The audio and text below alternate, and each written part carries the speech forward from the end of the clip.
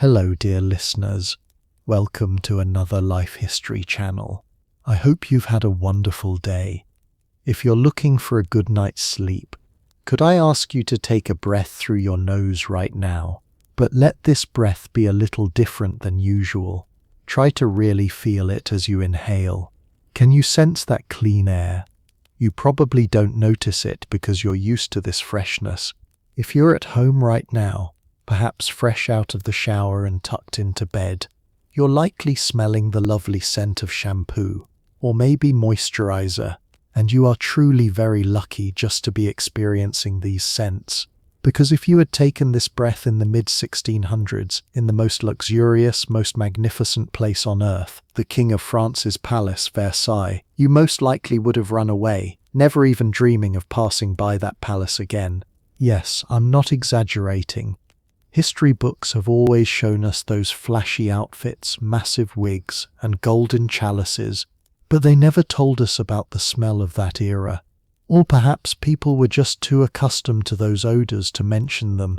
Today we're going to travel back in time, to those strange years when people feared water as if it were poison, and where even kings bathed only twice in their entire lives and were proud of it. Before we dive into the topic, as you know, I underwent a procedure 10 days ago, and I have about another 10 days ahead of me for a full recovery. Your support by subscribing to the channel during this challenging process has been my greatest source of morale.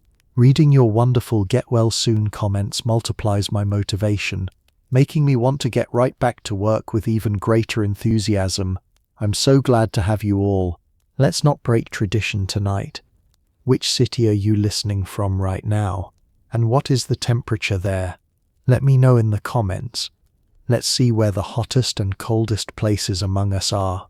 If you're ready, let's begin. A little tip: try to focus on your breathing while listening to me. It will make drifting off to sleep much easier. Taking a bath. How ordinary it is for us today, right? We wake up in the morning, we get in the shower. When we sweat in the middle of the day, we get uncomfortable. We want to wash immediately. If there is an event, we get ready for hours. Showering, hair care, skin care, and cleaning are such natural parts of our lives that if we don't wash for a day, we feel sick, as if there are kilos of dirt on us. Our bodies feel repulsive to us. Our own smell bothers us. But just a few centuries ago, if you told someone I'm going to take a shower, they would think you were going to commit suicide, because taking a shower meant death. They saw water as dangerous as poison. In fact, maybe they thought it could be even more dangerous, because according to the people of that time, water carried invisible enemies. At least that was what was thought. And this belief was not just held by the ignorant public, but by the most educated doctors, kings, and philosophers. So what happened? While humanity was enjoying baths in ancient Rome, washing every day, continuing their social life in bathhouses, how did it happen that suddenly they started avoiding water like the plague? Those magnificent baths of Rome, the baths of Caracalla, the baths of Diocletian, those glorious structures where thousands of people washed, socialized, and discussed politics daily, how were they abandoned, even cursed? How did cleanliness turn from a virtue into a sin? Everything started with a great fear, the Black Death. During that terrible epidemic that swept through Europe between 1347 and 1353, destroying an estimated 1/3 of the European population in the 14th century, and wiping out more than half the population in some regions, especially in Italy and France. Doctors were helpless. There was no modern medicine. The microscope had not yet been invented. Some scientists were trying to define the microbe but couldn't quite name it, and no one believed them. Viruses were unimaginable. Antibiotics? That word hadn't even been invented yet.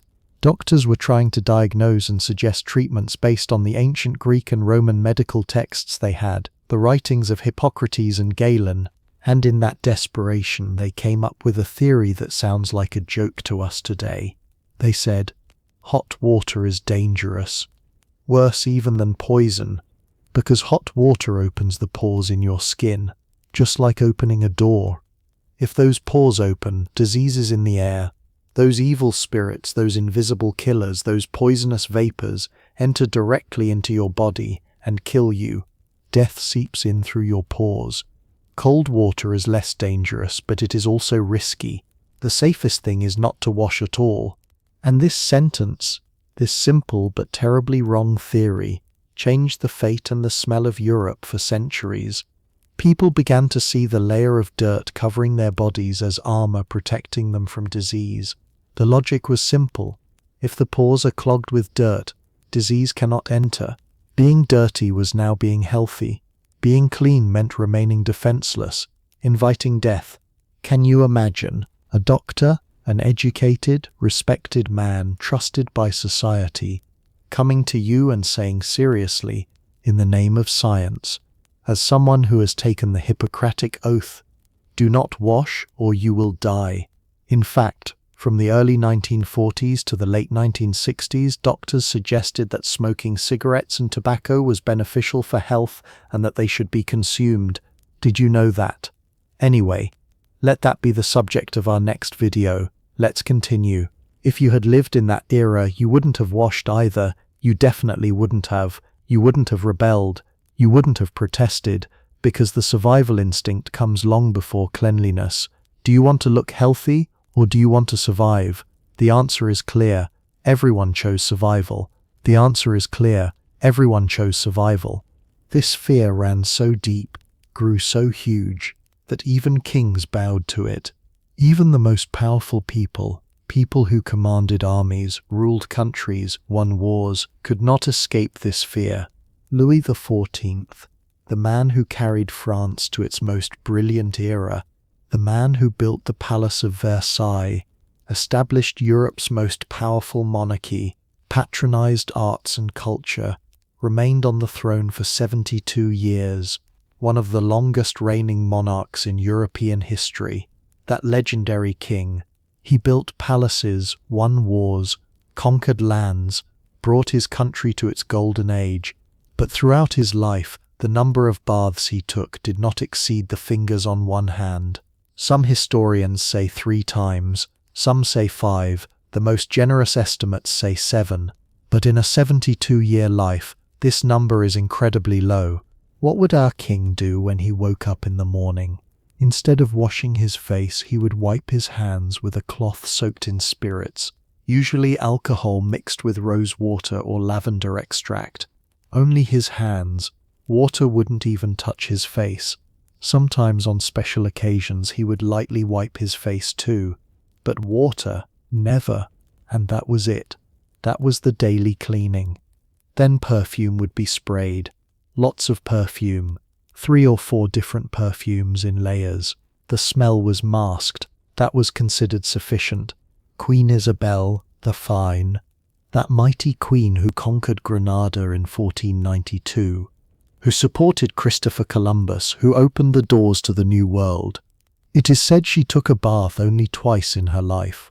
Once when she was born, which the midwives did, not by her own choice, and the other on the day she got married. In a lifetime, meaning in her 53-year life, she took 2 baths. It is even rumored that one day, replying to a Portuguese ambassador, who gently diplomatically implied how dirty her hands were, she said, "Is this anything? You should see my feet." And it is reported that she said this not as a joke but as a genuine answer, perhaps even with a bit of pride, because being dirty was not something to be ashamed of in that era.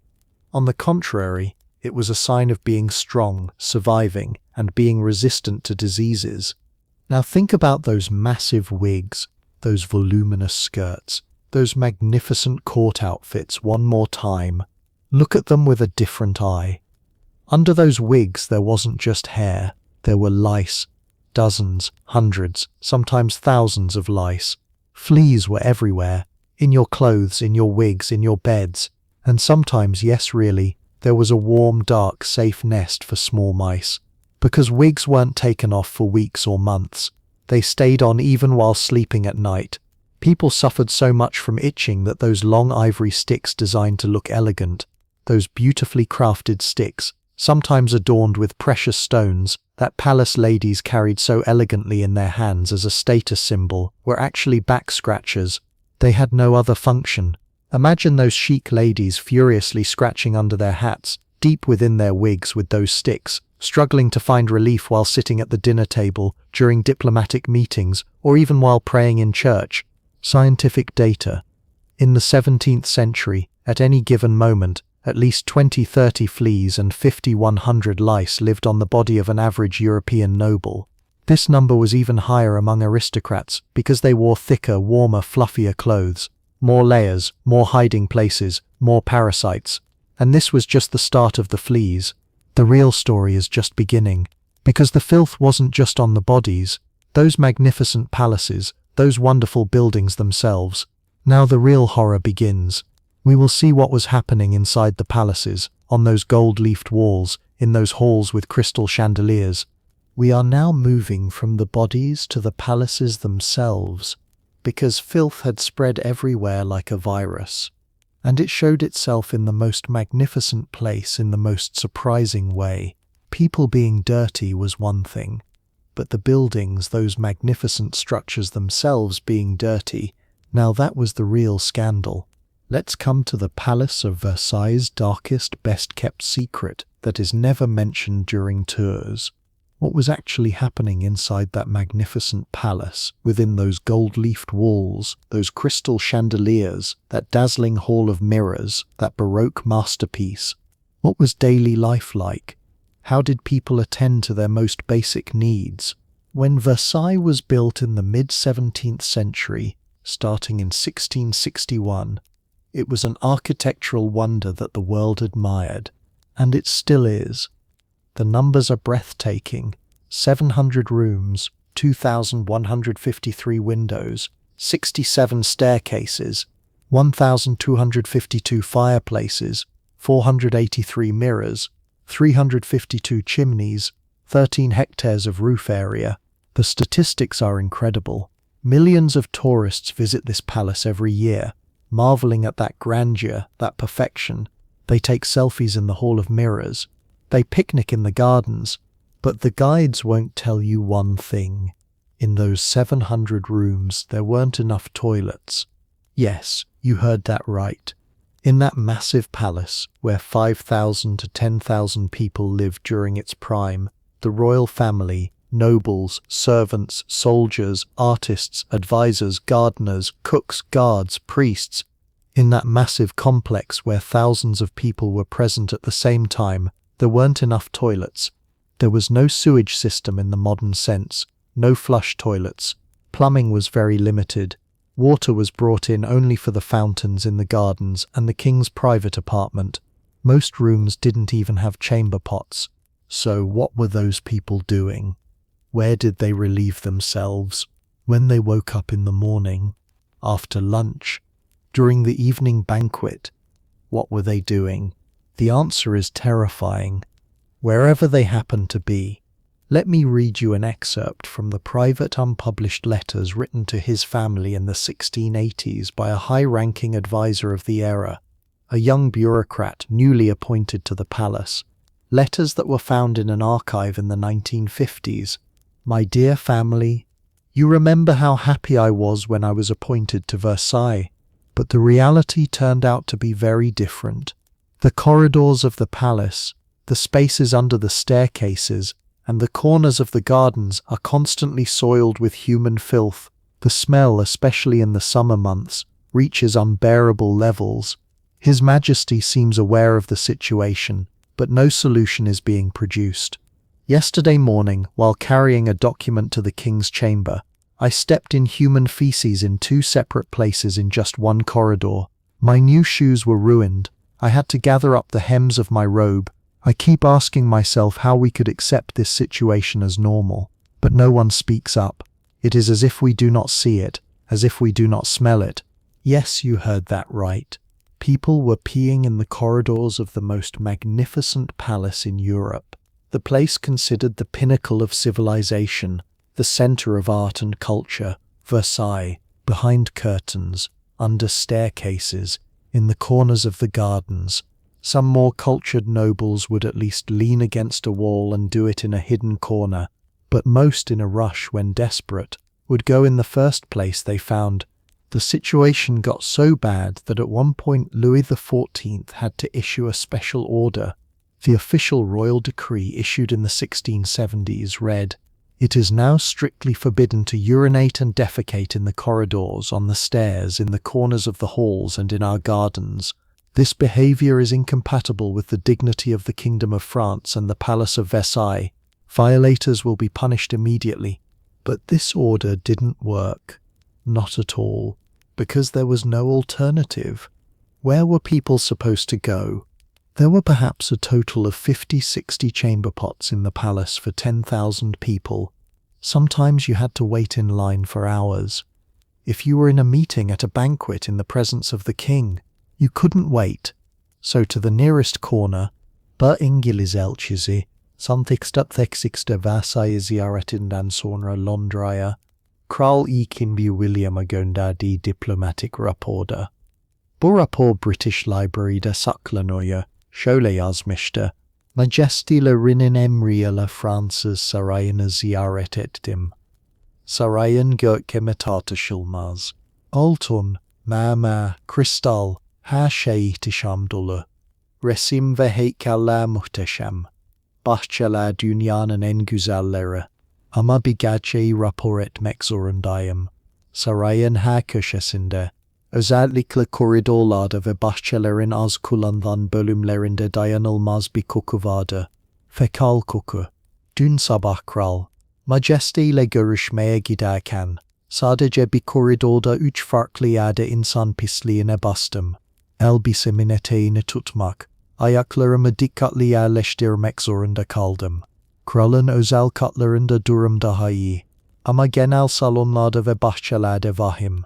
Bu durum, nasıl Avrupa'nın en büyük monarşisinin merkezinde böyle olabilir? Hayretle düşündüm. Sayılır.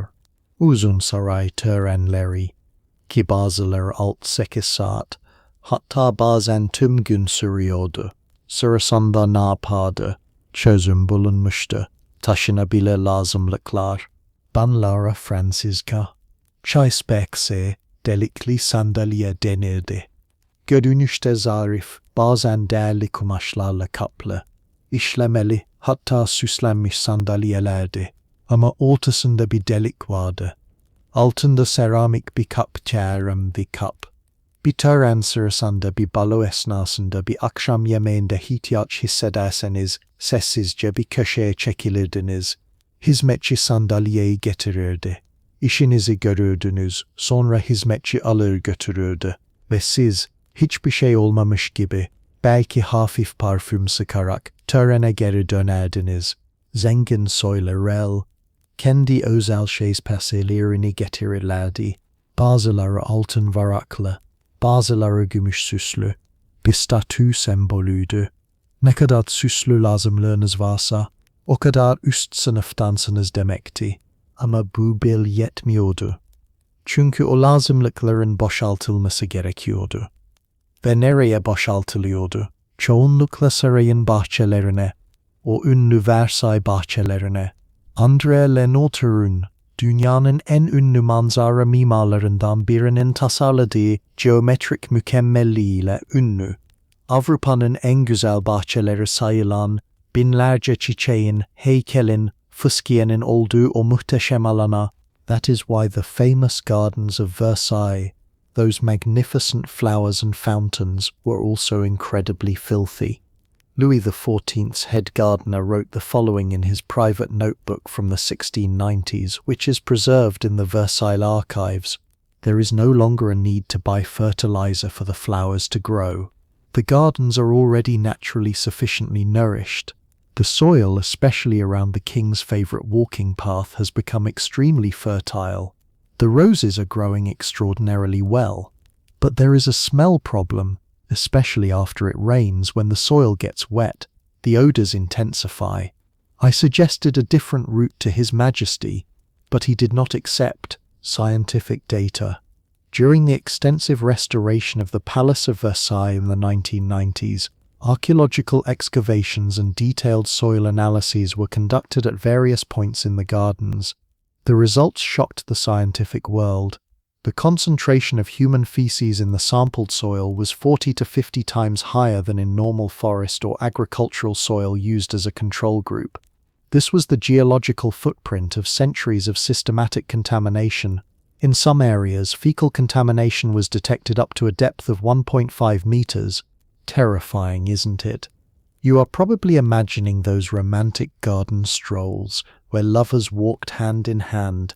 Poets found inspiration, painters sketched those elegant picnic scenes, and the king's ritual morning walks differently now. The hems of those magnificent dresses were actually in constant danger. But the filth wasn't just in the palaces and gardens. The situation on the city streets was even more dire, and right in the midst of this savagery, an unexpected invention was born: high-heeled shoes. The true story of these shoes, which are fashion icons today, began not with looking elegant, but with escaping the filth. We are now moving from the filth of Versailles to the streets of the cities. Because as dirty as the palaces were, the streets were 10 times dirtier. And amidst this savagery, an unexpected fashion icon was born. Now let me ask you a question. Have you ever thought about why high-heeled shoes were invented? Those elegant, chic, attractive high-heeled shoes you see in shop windows today, those shoes that grace the covers of fashion magazines, are worn on red carpets, and have become the symbol of femininity and elegance. Most people think this is an aesthetic choice, to look taller, to stand more elegantly, to make legs look slimmer, to correct posture. Some even say this is a patriarchal system to keep women under pressure because you can't run or walk comfortably in high heels. But the real reason is none of these. The real reason was much more pragmatic, much more disgusting, and much more logical: to escape the filth. Let's look at the streets of Paris, the narrow roads of London, the waterways of Venice in the 17th century. What would you see? There were no pavements, or they were very primitive. There was no asphalt. There was no modern sewage system. When it rained, the streets would fill with mud. But that mud wasn't just soil and water. Mixed within that mud were horse manure, human feces, garbage, dead animals, blood and offal dumped by butchers, chemicals from tanners, all kinds of filth. In the mornings, especially in the early hours, sudden screams would rise from the houses. Gardez-vous! Watch out for the water. This French warning eventually made its way into English as gardez-vous, and then chamber pots would be emptied directly from the window into the street. Yes, you didn't misunderstand. People would dump the chamber pots they used throughout the night out the window in the morning. Sometimes they would scream first. Sometimes they wouldn't. If an unlucky pedestrian happened to be passing below at that moment, they could get drenched in that liquid surprise human urine and feces right over their head. Their clothes would be ruined. Their day would be ruined. But there was nothing to be done. This was normal. An excerpt from a diary kept by an Edinburgh merchant in the 1670s. It happened to me again this morning. As I was passing Duke Street, something was poured from a third-floor window. It hit me on the head. I knew what it was from the smell. I shouted up, but the window slammed shut. I had to run home. My new jacket was ruined. My wife cried. We had bought that jacket with money we had saved with great difficulty. But I cannot complain. Everyone does it. I do it too. In this environment, people forced to walk in this sea of filth found a solution: high-heeled shoes. And here is the shocking truth. The first high-heeled shoes were designed for men. Yes, for men. In the late 16th century in Iran, cavalry units began wearing heeled shoes to better grip the stirrups while riding. The heel would hook into the stirrup and lock in place. This provided stability while riding. This practical invention arrived in Europe in 1599, with Shah Abbas's diplomatic delegation. And European aristocrats, especially the French, were fascinated by these exotic shoes, but they began using high-heeled shoes for a different purpose, to walk elevated above the streets. The logic was simple. If the soles of their shoes were 2-3 centimeters, or even 5 to 7 centimeters off the ground, that filth wouldn't touch them, or at least it would touch them less, especially those expensive, valuable silk stockings and satin trousers worn by the nobility would be protected. Women quickly adopted this trend as well, but for women the heels were even higher, because women's clothes, those massive skirts, those voluminous fabrics required more protection. If a woman's skirt touched the filth on the street, it was almost impossible to clean. So heels got higher, higher, higher. And here, another invention came into play, the chopine. Particularly popular in Venice, this type of shoe can be considered the ancestor of the platform heel, but they cannot be compared to today's platforms. These were incredibly high, some 30 centimeters, some 50 centimeters. Even some extreme examples went up to 75 centimeters. Why so high? Venice's streets were constantly wet, muddy and dirty. The city was built on canals. There were tides. Streets would often flood, and what mixed with those waters? Sewage. Venice's canals were actually an open sewer system. All the city's waste flowed into the canals, and during high tide, those waters overflowed onto the streets. A woman wearing chopines was so high up that walking was almost impossible. 2 maids would help her walk by holding her on both sides. Sometimes special canes were used. Some women lost their balance and fell, leading to fractures or sprains. The Venetian government tried to ban these shoes in the 1430s, then in 1512, and again in 1588. The reason? Pregnant women were falling and miscarrying, but the ban didn't work, because the alternative was stepping in filth. In a letter written by a Venetian woman in 1595, "I wore my new chopines while going to church this morning. I almost fell, but my maids held me. But my skirts remained spotless. Last week when I went out without wearing chopines, the bottom part of my skirts got so dirty that we couldn't clean them at all. We had to throw the dress away. Chopines are dangerous but necessary." Scientific data, according to an Italian study conducted in the mid-1600s, ankle injuries in women wearing chopines were 8 times higher than those wearing normal shoes. But the cost of cleaning shoes and clothes increased by 300% without chopines. There was a similar trend in France as well. Louis XIV, who was 1.62 meters tall and uncomfortable with this, started wearing 10-centimeter high heels, both to look taller and to escape the filth, and soon the whole court imitated him. Men started wearing 7 to 10-centimeter heels, and here a strange social dynamic developed. Heel height became a status symbol. The higher the heel you wore, the higher class you were, because you can't work, you can't plow a field, you can't work in construction with high heels. High heels sent the message, "I don't work, I'm rich," and thus a practical solution invented to escape filth turned into a symbol of luxury and status over time.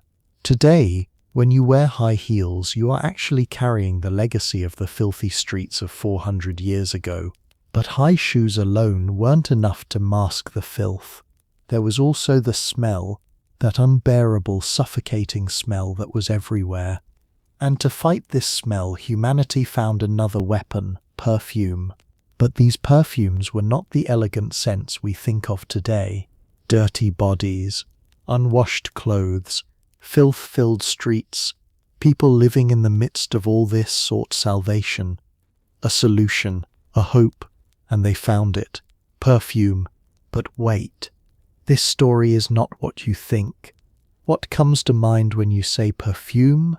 An elegant bottle, a light scent, a few drops sprayed on a woman's neck.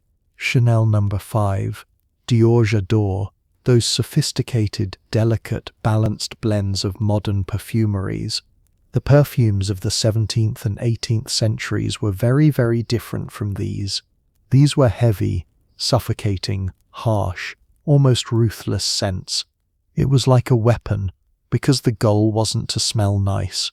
The goal was to mask another smell, a terrible, unbearable, nauseating smell. The reason France became the perfume capital was not because the French were naturally elegant and clean. Quite the opposite. They were the ones who needed perfume the most to mask their odors, and from this need a giant industry was born. The city of Grasse is still the world's perfume center today. Located in southern France near the Mediterranean coast, it is famous for its lavender fields and rose gardens. Every year, the pinnacle of the perfume industry gathers there. But the story of how this city became a perfume center is not very pleasant. In the 16th century, Grasse was a leather tanning center. It processed and sold animal hides, cow, sheep, goat skins. The chemicals used to process the leather, especially tanning agents based on animal urine and feces, emitted a horrific smell. The smell of rotting flesh, ammonia, and sulfur was everywhere in the city. The public complained, but the economy depended on leather processing. The tanners looked for a solution, and they realized that extracts obtained from fragrant flowers growing in the region, such as lavender, rose, and jasmine, masked the leather smell. These extracts, initially used to perfume the leather, eventually found another market, masking human smell. Catherine de' Medici, who came from Italy to France as a bride, the wife of French King Henri II, brought a special perfume master with her, René Le Florentin. René was the most famous perfume master of that era, and with his settlement in Grasse, the city began to become the center of the perfume industry. But what were these perfumes like? Let's start with a scientific fact. The human nose gets used to the smell it is constantly exposed to. This is called olfactory adaptation. If you live with the same smell constantly, you stop noticing it within a few minutes. Your brain accepts that smell as normal and stops registering it. That is why people living in the 17th and 18th centuries did not notice their own smell. They did not smell the odor of their bodies that hadn't been washed for months. The layer of dirt was invisible to them, but they instantly noticed the smell of someone they just met. And the solution? More perfume. More intense perfume. More layers. There was a rule in Louis XIV's court at Versailles, a different perfume every day, to keep the king from getting bored. A new scent mixture was prepared every morning. The palace's perfume room was filled with huge bottles, hundreds of ingredients, and constantly working masters. From a palace official's report in 1685, "Today we prepared a new mixture for His Majesty musk. Amber, clove, rose extract, a little ginger and cinnamon. It was very intense. His Majesty was pleased, but at the evening meeting 3 court ladies fainted. The doctor said the perfume intensity made breathing difficult. Yes, perfume was used so intensely that people fainted, not just from bad smells, but from excessive perfume concentration. In a closed hall, hundreds of people, each wearing a different perfume, when all combined, the environment became almost toxic. What were perfumes made of? Today's synthetic perfumes didn't exist back then. Everything was natural, but natural didn't always mean pleasant. Musk, obtained from special glands in the genital area of the musk deer. Muscus musciferus, killing a male musk deer, removing those glands, drying them. This was a very expensive job. Thousands of deer were killed for 1 kilogram of musk. That is why musk was as valuable as gold. Amber, real name ambergris. This was whale vomit. Yes, you heard that right. The sperm whale, unable to digest the squid beaks it eats, forms a kind of infected tissue. It vomits this tissue up. The vomit floats in the ocean, matures in the sun, washes up on the shore, and perfumers collect it. Fresh ambergris smells terrible, the smell of feces, but after floating in the ocean for months, it acquires a strange sweet woody scent. Castoreum, the secretion of the beavers. Castor canadensis, anal glands. Beavers use this secretion to mark their territory. Perfumers kill beavers, remove these glands and dry them. The smell, like vanilla, but also animalistic and sharp. Civet. From the glands in the genital area of the civet cat. Vivera civetta.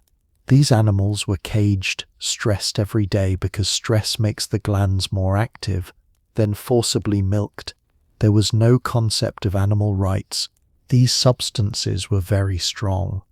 When used in small amounts, they smelled beautiful, exotic, attractive. But when used excessively, which was often the case, they could be disgusting, suffocating, even nauseating. And of course, perfume wasn't just used for smelling. People sprayed perfume on everything. Gloves. Gloves were soaked in perfume. Gants parfumés. Perfumed gloves were a luxury item because unwashed hands smelled unbearable, especially after eating. Since forks weren't common yet, most food was eaten by hand. Hands would be greasy and smelly. Wearing perfumed gloves was the way to mask this smell. Wigs. Wigs were regularly sprayed with perfume because the real hair under the wigs was full of lice, dirt, sweat, and smelled terrible. Some rich people wore a new wig every day, but most wore the same wig for weeks, and every day perfume was added in layers. Clothes. Clothes were hung up and perfume was sprayed on them, especially expensive, unwashable fabrics. Silk, velvet, brocade were cleaned with regular perfuming. Furniture. Even curtains, pillows, bed sheets were perfumed. There were special perfume rooms in the palace. Upon entering rooms, perfume was sprayed on you. Scientific data. In the 18th century, an average French aristocrat's annual perfume expenditure was more than a worker's annual salary. Perfume was one of the biggest expenses. An English traveller, after visiting Versailles in 1715, wrote the following: "Every corner of the palace smelled of perfume, but this wasn't a pleasant smell. It was very intense. It was hard to breathe. My throat burned. My eyes watered. And worst of all, from under that intense perfume, other things were coming through. The smell of sweat, the smell of dirty hair, bad breath. Perfume was masking these but couldn't cover them completely. It was creating a strange, disgusting mixture. Sweet plus sour. Flour plus rotting meat. It was like a nightmare. That was the reality. Perfume was only masking. It wasn't eliminating. The underlying filth, infection and decay continued, and this masking wasn't just for smell. There was terrible decay in mouths and teeth too. It wasn't just about chewing mint leaves. Teeth were blackening, falling out, and people continued to live with a semi-toothless, rotten layer in their mouths at age 30. And the ironic thing was who this affected the most. The rich. We are moving from perfume to decay, because the smell didn't just come from the outside, it was coming from the inside too. And one of the worst sources of smell was the mouths. Now let's turn the topic in a slightly more disturbing direction. Dental hygiene, or rather, the complete absence of dental hygiene. Today you can feel that someone who doesn't brush their teeth when they wake up in the morning develops a bad taste and smell in their mouth by noon. Just a few hours. But can you imagine someone who hasn't brushed their teeth for days, weeks, months, or even years? In the 17th and 18th centuries, toothbrushes either didn't exist or were very primitive. Some wealthy people used primitive brushes made of pig bristles, but these were rare and expensive. Most people used nothing. Some occasionally used a cloth rubbed with salt, but most people never cleaned their teeth in their entire lives. The result? What would you see when you looked into the mouth of an average European who had reached the age of 30? Rotten teeth, broken teeth, missing teeth, blackened teeth, inflamed gums, bleeding teeth, smelly breath, and unbearable pain. Queen Elizabeth I's portraits were painted with increasingly closed lips as she aged. In her youth she was painted smiling, but after her 40s, her lips in portraits are tightly shut. Why? Because her teeth were rotten, blackened, and had fallen out. When she spoke, especially during meetings with foreign ambassadors, the smell radiating from her mouth was so bad that ambassadors noted in their reports that it made their stomachs turn, a report written by a Spanish ambassador in 1598. During my meeting with Queen Elizabeth, Her Majesty was very kind, but I must state a fact. While the Queen was speaking, the smell coming from her mouth was unbearable. It was obvious it stemmed from rotten teeth and inflamed gums. I tried to hold myself together, but I had difficulty breathing. When the conversation ended, I wanted to go outside immediately to get fresh air. Elizabeth wasn't alone. Almost everyone's teeth were in bad condition. But the truly interesting thing is, the rich had worse teeth. Why? Sugar. When sugar arrived in Europe from the Caribbean islands and South America in the 16th century, it was incredibly expensive. Only the very rich could afford sugar.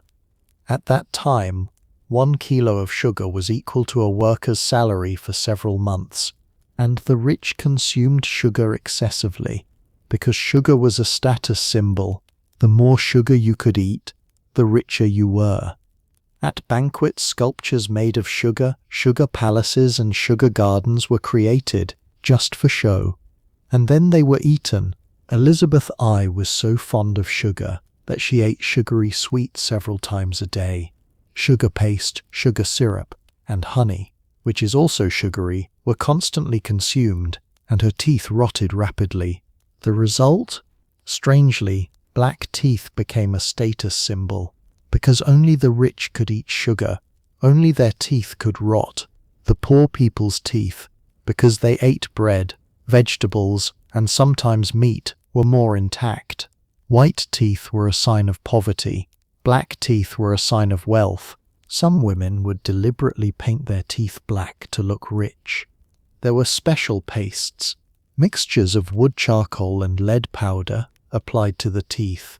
They blackened them. This led to terrible health problems, lead poisoning, tooth decay, and tooth loss.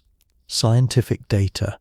According to a study conducted in England at the end of the 1700s, the rate of tooth loss in the aristocratic class was 85%.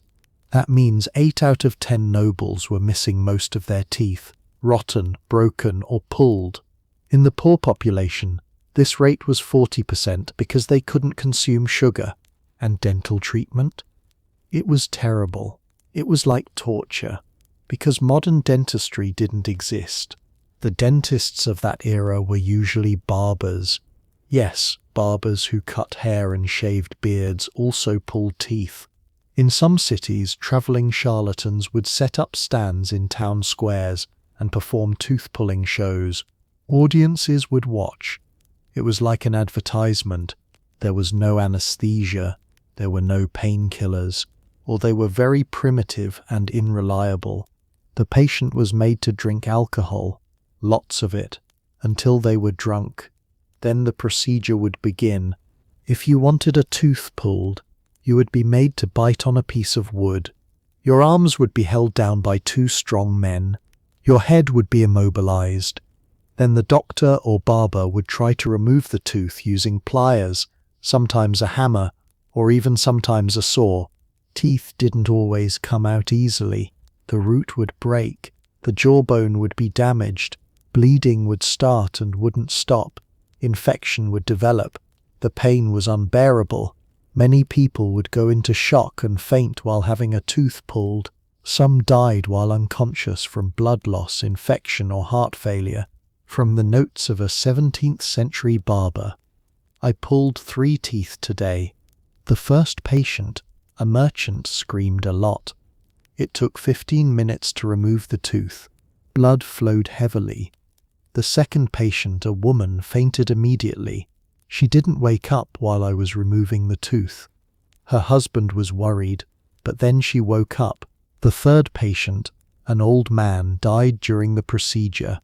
I think he had a heart attack. His family blamed me, but what can I do?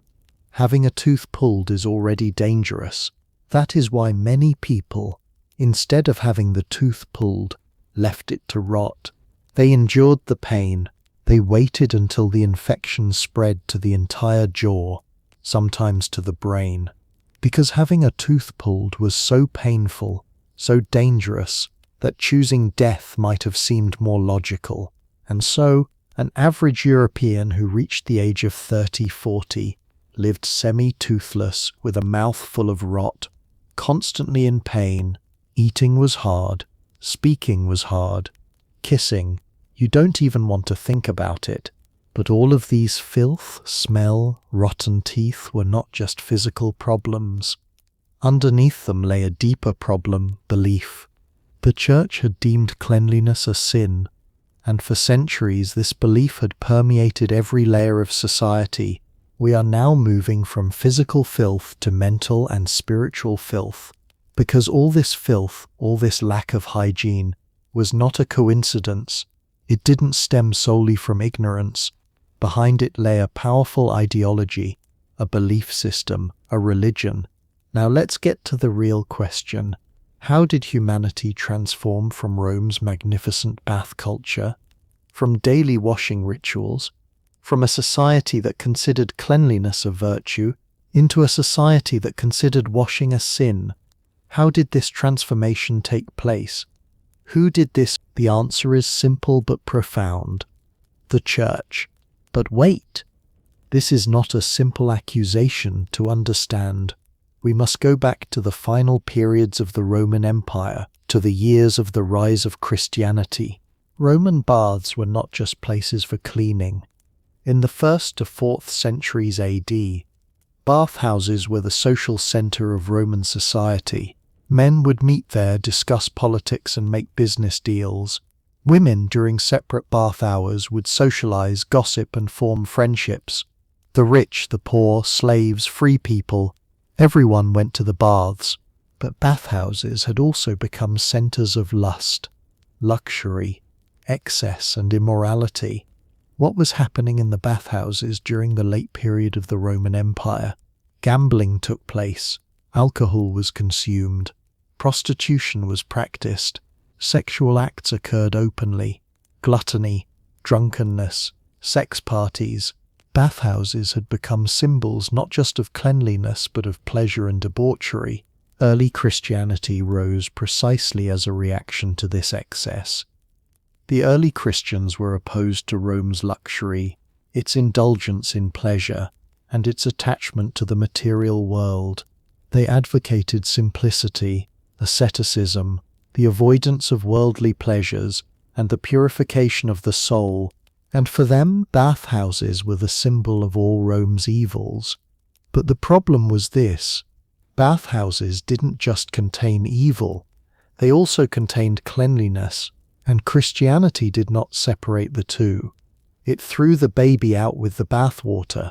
St. Jerome, one of the most influential Christian writers of the 4th century, wrote, "He who washes his skin does not attend to his soul. The bathhouse is the devil's workshop. He who cares too much for the body's cleanliness neglects his soul." This wasn't just a suggestion, this was a command. Not washing was proof of spiritual purity.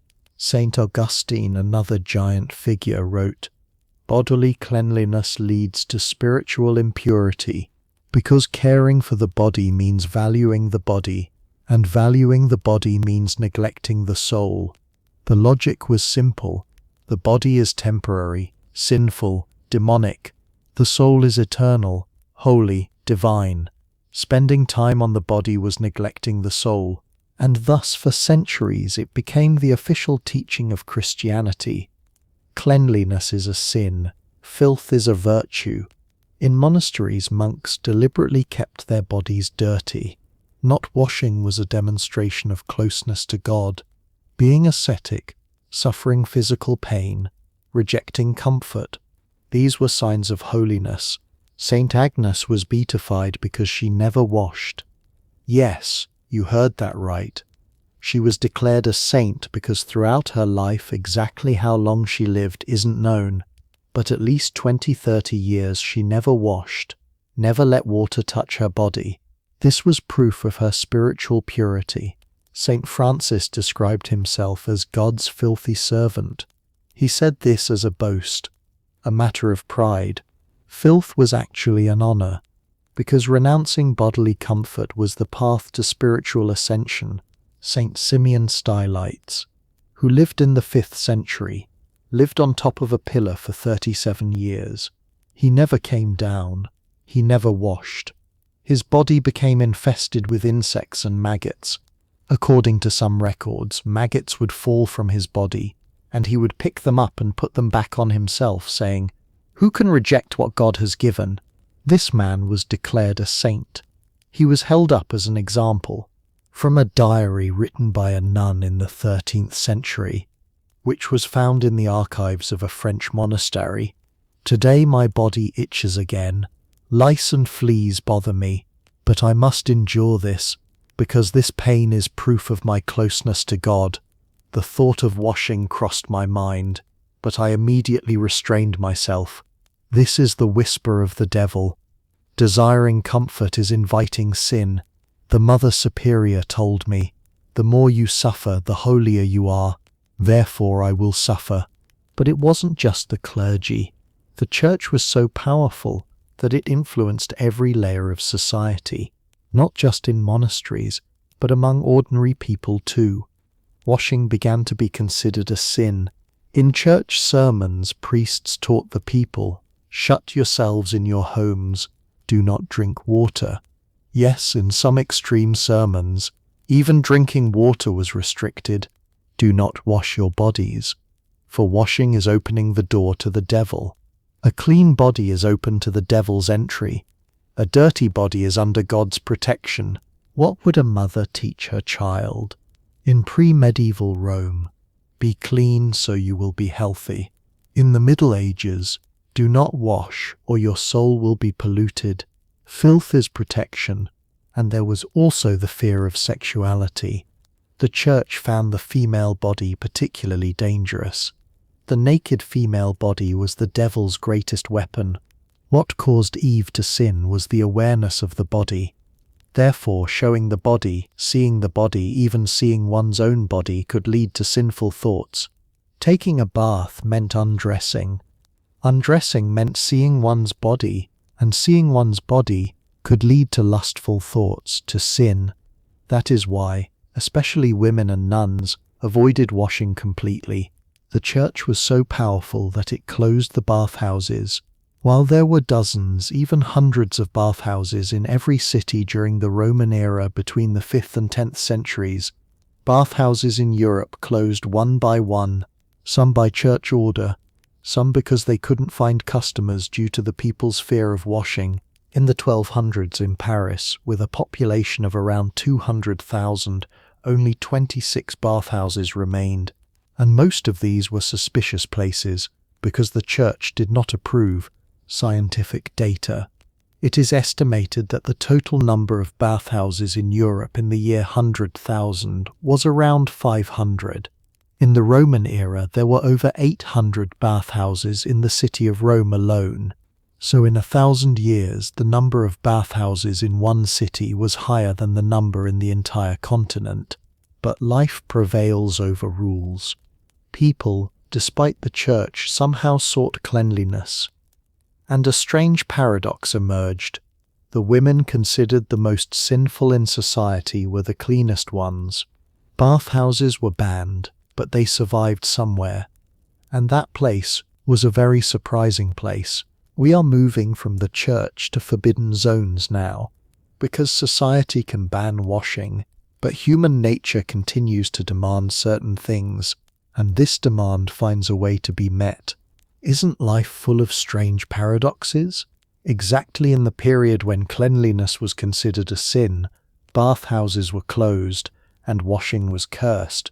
The women considered the most sinful in society were the cleanest ones. Prostitutes. Why? Very simple, because they had to serve their customers, and customers, however immoral they might be, expected at least some cleanliness. No one wanted to spend time with a dirty, smelly, lice-ridden woman. They were paying money. They expected at least a visual and olfactory minimum. That is why prostitutes washed regularly, while respectable women, noble ladies, wives of the bourgeoisie, girls preparing to become nuns lived in filth with lice and fleas. The women in the brothels spent time in water every day, sometimes even several times a day. This contradiction created a strange shame in society, but no one spoke about it openly, because speaking about it meant admitting one's own filth. And this paradox led to a strange development. Bathhouses began to operate secretly as brothels, or quite the opposite. Brothels obtained licenses as bathhouses. The Southwark district in London was known as the Stews bathhouses. Officially, these were washing places, but everyone knew that they weren't just washing places.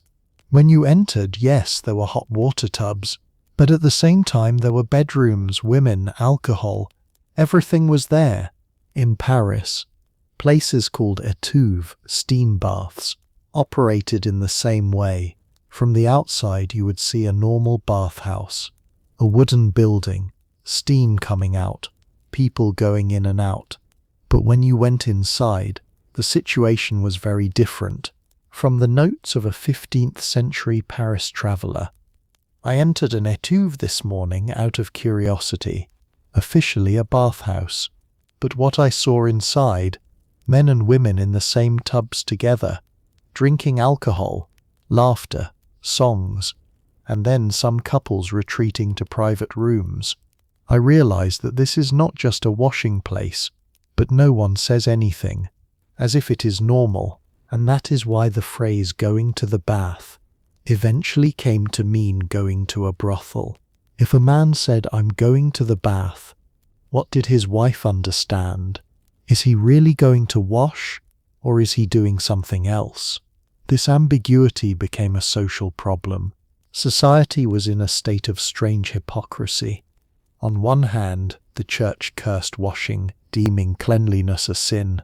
On the other hand, men, nobles, merchants, even priests secretly went to bathhouses and spent time with prostitutes. And the women, prostitutes, washed every day. But noble women, they didn't wash even once a month. A prostitute was cleaner than a queen. This truth was the greatest shame of that era. But at the end of the 15th century, this too came to an end, because a new disaster arrived: syphilis. In 1495, a mysterious disease arrived in Italy with the army of French King Charles VIII. It was sexually transmitted. Its symptoms were terrible. First fever, headache, then red spots on the body. Then those spots would swell, turning into sores, flesh was rotting, the nose would fall off, the face would deform, organs were rotting, and finally, slowly, they would die in agony. The name of this disease, syphilis, or the great pox, in Spanish syphilis, in Italian syphilide, in French syphilis. Where the name came from is debated. Some say it came from a poem written by an Italian poet Fracastoro in 1530, but the disease was definite and deadly. And where was it spreading the most? In the bathhouses.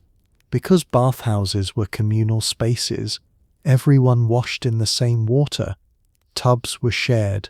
The water was rarely changed because fetching water was difficult and expensive. One person would wash, and then another would enter the same water. The sick shared the same pool with the healthy. The syphilis bacterium, Treponema pallidum, could survive in water and could be transmitted. If a sick person washed in a tub and a healthy person entered that water right after, they could catch the infection. Scientific data. It is estimated that between 1495 and 1550, 5 to 10 million people in Europe contracted syphilis. Since the population at that time was approximately 70 to 80 million, 6 to 12% of the population was sick. This was an incredible rate, and the death rate, Without treatment, about 40% of patients died within 10 to 20 years. This disease further deepened the fear of water that already existed in society. Now, washing was dangerous not only because of the plague but also because of syphilis. Water was a source of death. In 1538, King Francis I of France ordered the closure of all bathhouses in Paris. The justification, public health, but the real reason was both the fear of syphilis and moral panic.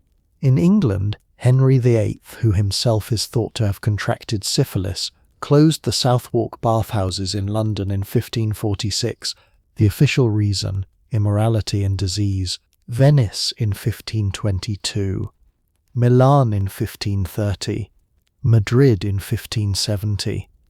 All major cities followed the same path. They closed the bathhouses. Within 10 years, between 1530 and 1540, Europe's bath culture almost completely vanished. The bathhouses that had been declining during the Middle Ages were now almost gone, and nothing replaced them. What were people to do now? Would they wash at home? No, because there was no water in the homes. There was no modern plumbing. Preparing hot water was difficult. Tubs were expensive, and most importantly, water was still considered dangerous. Thus, from the mid-16th century onwards, Europe turned into a complete hygiene desert. There were no bathhouses. There was no washing. Water was considered the enemy. And this situation would continue for centuries. The bathhouses were closed. Even prostitutes could no longer wash. Everyone was dirty. But the palaces, those magnificent palaces, were the real centers of filth, because there was another problem there. The toilet, or rather, the absence of the toilet, moving from baths to toilets, perhaps to the most disgusting, most embarrassing detail. Because not bathing is one thing, but not being able to find a place to relieve yourself, that's another level. Now let's get to what is perhaps the most disgusting, most shocking, yet also the funniest detail, the toilet issue. Or rather, the issue of the total lack of toilets. Let's go back to the Palace of Versailles, because this magnificent palace is the best example of this problem. We mentioned it before. 700 rooms, thousands of people. But how many toilets? A handful. But it wasn't just Versailles. Every palace in Europe had the same problem. Windsor Castle, the predecessors of Buckingham Palace, Spanish palaces, Austrian palaces, the same issue in all of them. Modern toilets didn't exist. The flush was invented in the 19th century. Sewage systems were built in the 19th century. In the 16th to 18th centuries, most palaces only had guard-robes, basically a hole in the wall. The waste would fall directly down the outer wall and into the moats, but the number of garde-robes was very low, and it wasn't enough for the thousands of people living in the palace. So what did they do? Here is the answer. Wherever they happened to be. We mentioned it before, but let's go into more detail now. People would pee in the corridors, but not just the corridors, under the stairs, behind the fireplaces, behind the curtains, on the windowsills, against the garden walls.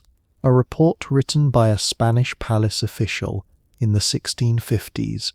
My duty in the mornings is to clean the corridors, but this is impossible. Throughout the night, people have urinated everywhere. There is also solid waste. I try to clean it, but by evening the same situation repeats itself. Brooms and brushes are not enough. We should bring water, but carrying water is difficult. Sometimes we just pour sand over it to suppress the smell. At Versailles, Louis XIV issued an official decree. Urinating in the corridors is forbidden, but it didn't work. Because there was no solution. Where were people supposed to go? For the wealthy and the nobles, there was a solution. Portable chamber pots. The chaise percée, the pierced chair. This was a chair with a hole in the middle and a removable ceramic or metal basin underneath. elegant in appearance, sometimes covered with precious fabrics and embroidery. The chaise percée of the rich were sometimes gold-leafed and decorated with silver. How was it used? If you felt the need during a ceremony, a banquet, or a long meeting, you would signal to a servant. The servant would quietly approach you and whisper in your ear, "Majesty, it is ready." Then, without drawing attention, you would withdraw to a corner. The servant would bring the chaise percée, and a curtain might be drawn around you. Perhaps you would do your business. The servant would take it away, and you would return to the ceremony as if nothing had happened. But even this was a luxury solution. Because a chaise percée was expensive, only the wealthy could afford it. The middle class used cheaper versions, wooden and unadorned. The poor, they had nothing. A letter written by a French merchant in the 1680s. I was finally able to purchase a chaise percée. It was very expensive but necessary. At night we used to have to go outside to use the pot. Cold, dark, dangerous. Now we can use it in our home. The servant empties it in the mornings. This is a great comfort. So what did the women do? There was another invention for women, the bordelu. This was an oval-shaped, long, narrow ceramic vessel. Women could hide this vessel under those massive skirts. When they felt the need, they could use this vessel under their skirts without anyone noticing. How was it done? The woman would stand or crouch slightly. Her skirts would flow around her, and the vessel would be discreetly positioned, and no one would suspect a thing. In theory, but in practice, sometimes it would spill, sometimes it made noise, sometimes a smell would waft out, but society ignored it, because everyone was doing the same thing. Scientific historical data. In archaeological excavations conducted at the Palace of Versailles in the 1990s, soil analysis was performed at various points in the gardens. The result? The concentration of human waste was 40–50 times higher than normal soil. Fecal contamination down to a depth of 1 meter. This was the trace of centuries of accumulation. From the diary kept by Louis XIV's head gardener in the 1690s, we no longer need to buy manure for the flowers to grow. The gardens are already naturally nourished. Especially the soil next to the king's favourite walking path is very fertile. Our roses are growing magnificently, but there is one problem, the smell. Especially when it rains and the soil gets wet, a terrible stench rises. I suggested another route to His Majesty, but he did not accept. "The gardens are mine," he said. And the cities? The situation was even worse, because there were no toilets even in the houses. People used chamber pots, and in the mornings they would pour them out the window onto the street. Gardez l'eau. Watch out for the water. In the mornings, these cries would fill the city. And then, splat, the waste would be dumped into the street. An unlucky pedestrian passing below might get hit. In Edinburgh, the capital of Scotland, this was so common that the city was nicknamed Old Reeky, Old Smelly. Every morning, waste was poured from every window. The streets were like a sewer. A letter of complaint written by an Edinburgh resident in the 1700s. It happened to me again this morning on my way to work. Someone dumped their chamber pot from the 4th floor. It hit me right on the head. I was completely soaked. My clothes were ruined. I had to go back home. I lost my job because my boss was not forgiving. The city administration should do something, but no one cares. London, Paris, Rome. The situation was similar in all major cities. The streets were open-air toilets. When it rained, all the filth would combine, and floods would form. Floods of filth would cover the city. During the Great Plague of London in 1665, doctors reported, "The condition of the streets plays a major role in the spread of the disease. Piles of filth have become breeding grounds for illness, but it is impossible to clean.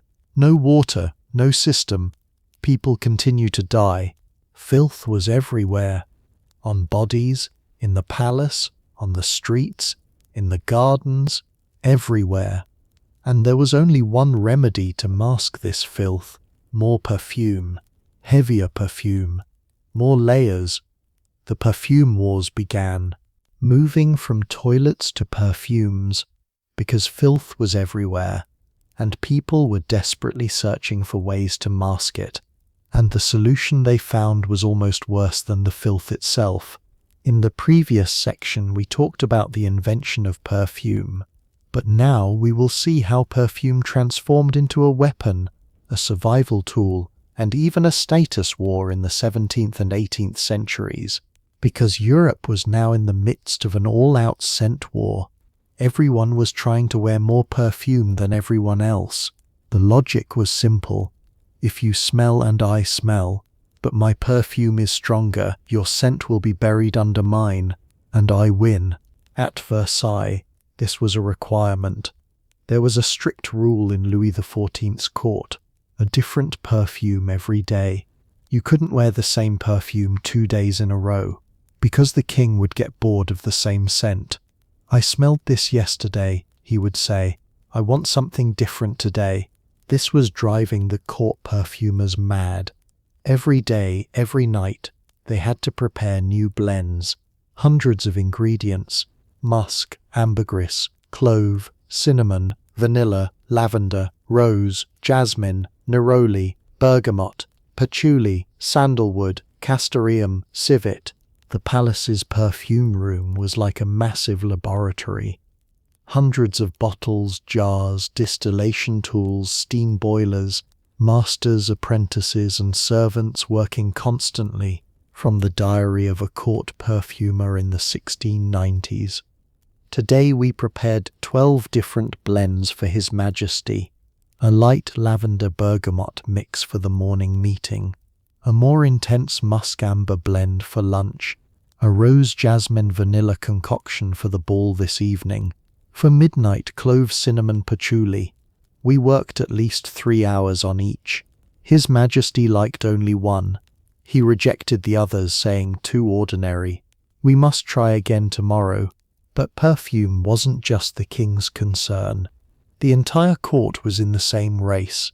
If the king used a new perfume blend, everyone would try to imitate it. But you couldn't use the exact same one because that belonged to the king. You had to use something similar yet distinct. This created a strange perfume market. Perfumers became wealthy because the demand was so high. A noble would purchase dozens of different perfume blends a year. Some paid incredible sums for exclusive formulas. Scientific economic data. In the 18th century, the annual perfume expenditure of an average French aristocrat was around 501,000 livres in the currency of the time.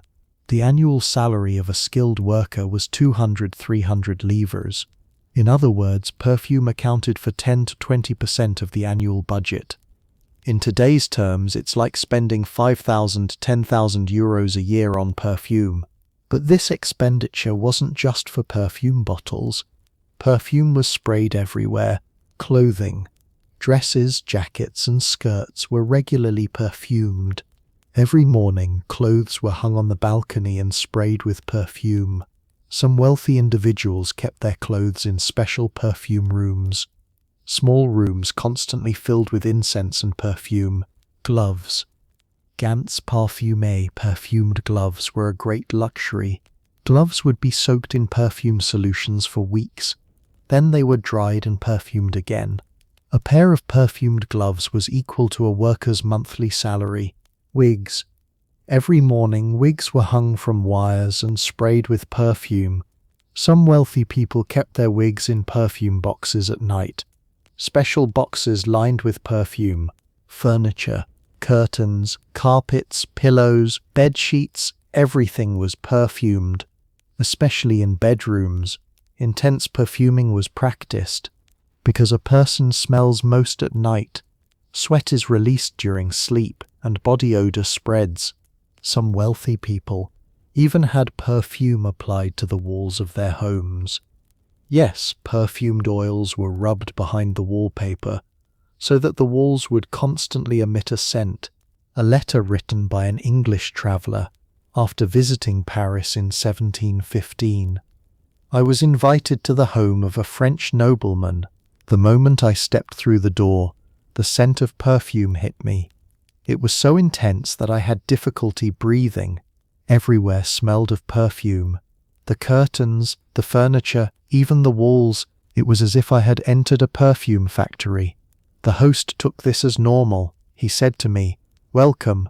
I hope our scent has not disturbed you." Disturbed? I am suffocating. And this is where the real problem began. Perfume poisoning. Yes, people were getting sick from perfume. A closed hall. Hundreds of people, each one wearing a different perfume. All of them intense. The windows are shut because, remember, they believed the air carried disease. Candlelight consuming the oxygen, and the atmosphere was becoming increasingly suffocating. From a court doctor's report in 1685, 3 ladies fainted at the ball last night.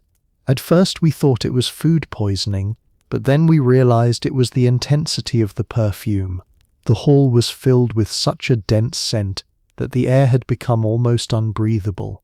We took the fainted ladies outside, gave them fresh air, and they recovered. But this situation repeats frequently. Perhaps perfume use should be limited. But no one listens. Why wouldn't they listen? Because perfume was the only way to survive. If you didn't wear perfume, your own stench would emerge, and that meant social suicide. Perfume was a kind of social armor, not to avoid smelling, everyone smelled anyway, but to protect your own scent from the scents of others.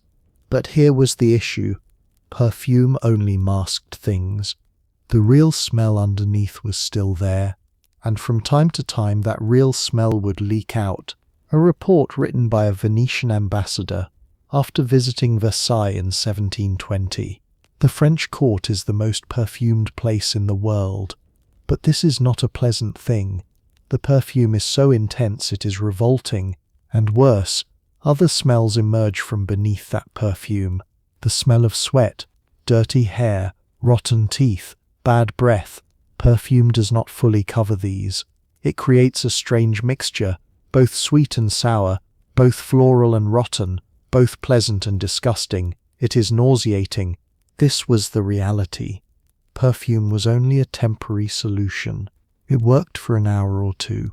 Then it would evaporate, and the underlying smell would resurface. That's why people had to apply perfume constantly 5 to 10 times a day. Some even carried small perfume bottles with them and reapplied every half hour.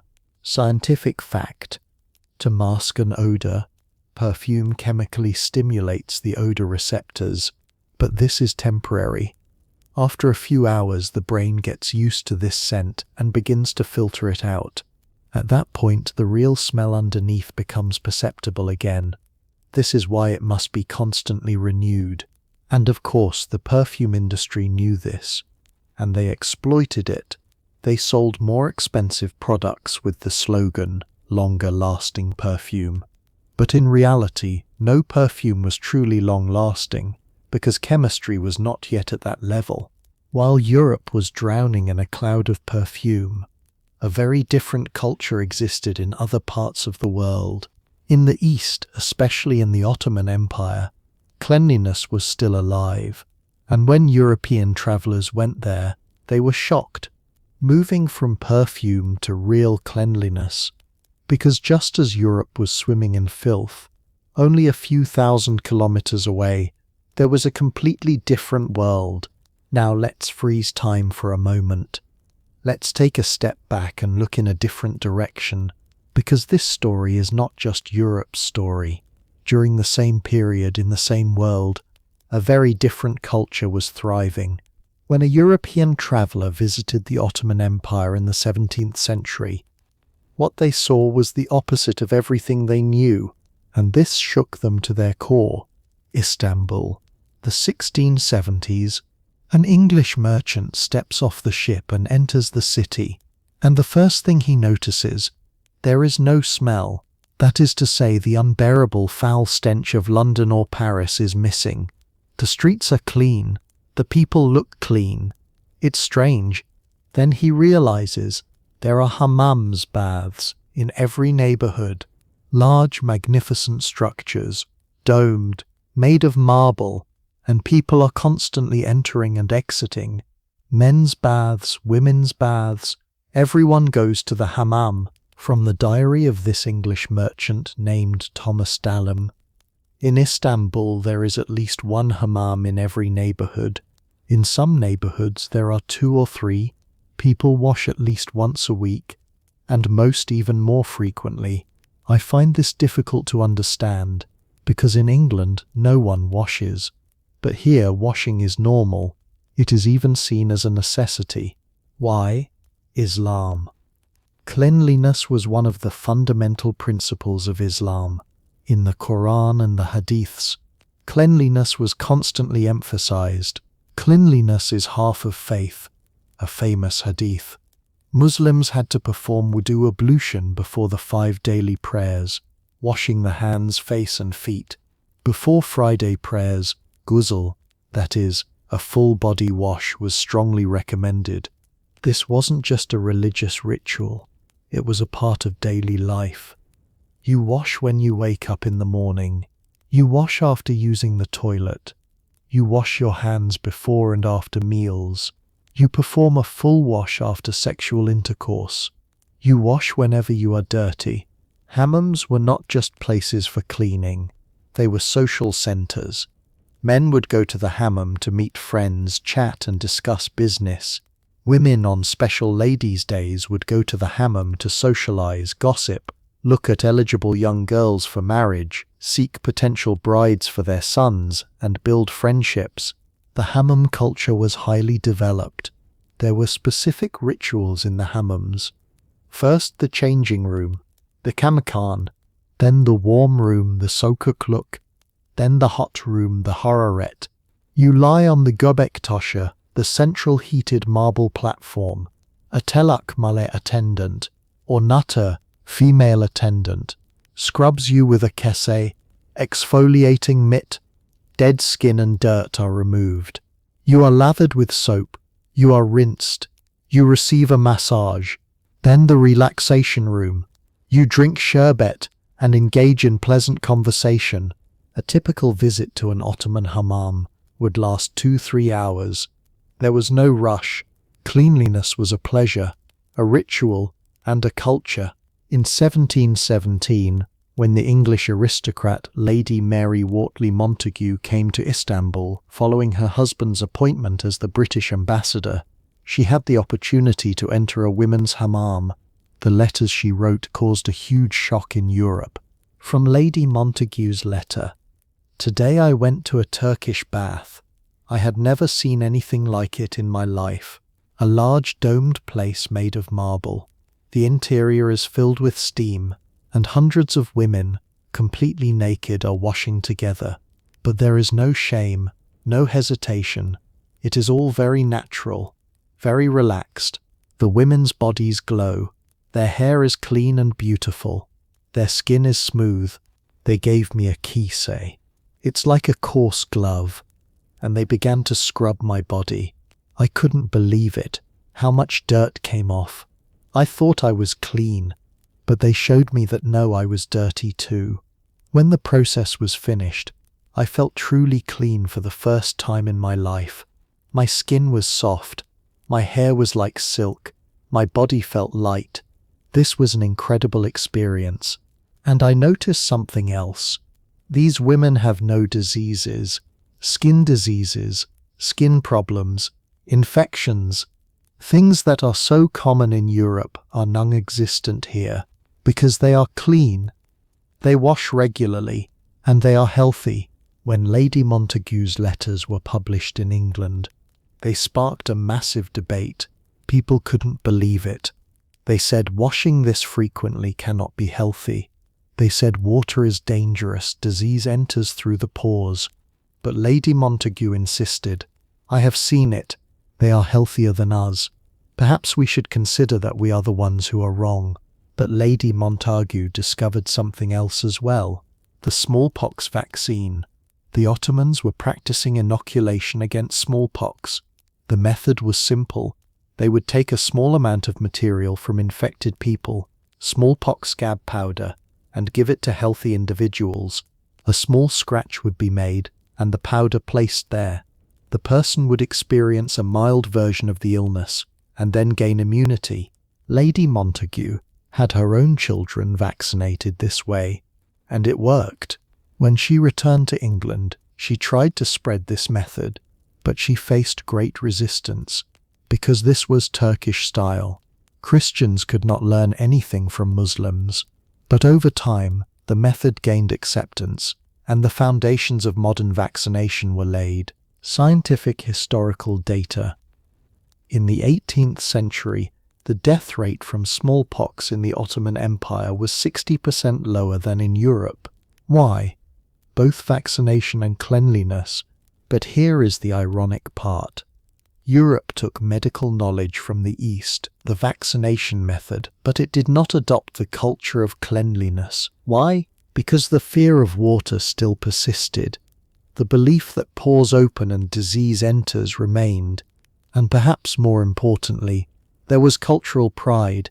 Europeans saw themselves as superior to the East. The mindset of "we are civilization, they are barbarians." Learning from them would have meant acknowledging a lack of superiority.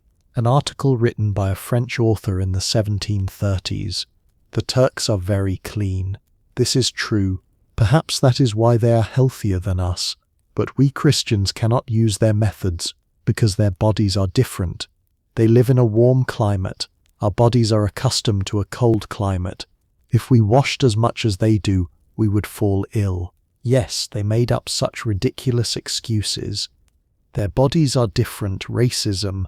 The climate is different, sounding scientific but actually being nonsense. The real reason was simple. They couldn't admit it. They couldn't accept that they were wrong and the East was right. Thus, Europe continued to remain in filth, while the Ottomans washed. The French sprayed perfume, while the Turks went to the hammam. The English stayed dirty, and this situation continued like this for centuries. But real change would come from science. It wouldn't be the practical wisdom of the East, but the theoretical science of the West that would eventually reveal the truth. But until that truth emerged, a false theory reigned for centuries. The miasma theory. Diseases came from bad air. Or so it was thought, but the cause and effect relationship was established incorrectly. Yes, there was disease in the garbage dumps, but the garbage wasn't creating the disease. The garbage was attracting disease-carrying rats and fleas. There was malaria in the swamps, but the swamp wasn't creating malaria. The swamp was the breeding ground for malaria-carrying mosquitoes. The smell of corpses and the plague appeared together, but the smell of corpses didn't create the plague. Both came from the same source, bacteria. The foul odor was not the cause of the disease. It was the result. But they didn't know this. And this misunderstanding led to horrific consequences. This is exactly why plague doctors wore those famous bird masks. Do you remember them? Strange masks with long beaks. Those beaks were not empty. They were filled with medicinal herbs, lavender, garlic, and sponges. The goal to filter the bad air. As the doctor approached the patient, the mask would filter the bad air, and the doctor would be protected. And the interesting thing is, these masks actually worked to some extent, but not because they filtered the bad air. It was because they created a physical barrier. It created distance between the doctor and the patient. The droplets the patient coughed or sneezed, which is where the bacteria lived, would hit the mask and not reach the doctor's face. Unintentionally, for the wrong reasons, they were carrying out a correct practice. The same applied to social distancing. During the plague, people were told to stay away from patients because bad air surrounded them. But this actually worked because bacteria were transmitted through close contact. A wrong theory sometimes led to a right conclusion, but not always. The miasma theory led to the wrong conclusion regarding bathing.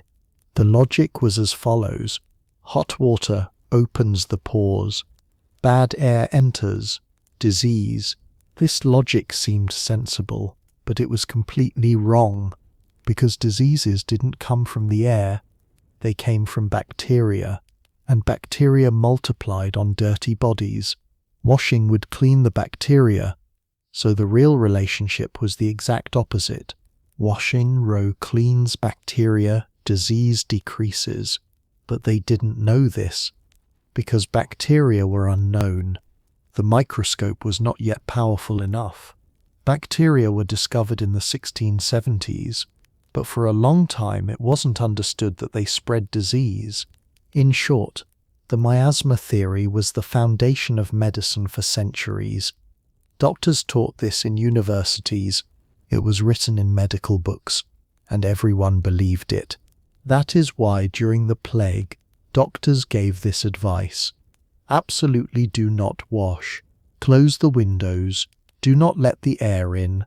Your layer of dirt protects you, your pores are clogged with dirt, the bad air cannot enter. If you wash, the pores will open and the bad air will enter, you will die. And people obeyed because they wanted to survive. They trusted the doctors, and following this advice seemed logical. Scientific fact: the plague is spread by the Yersinia pestis bacterium. This bacterium passes from rat blood to humans through fleas. And where do fleas live?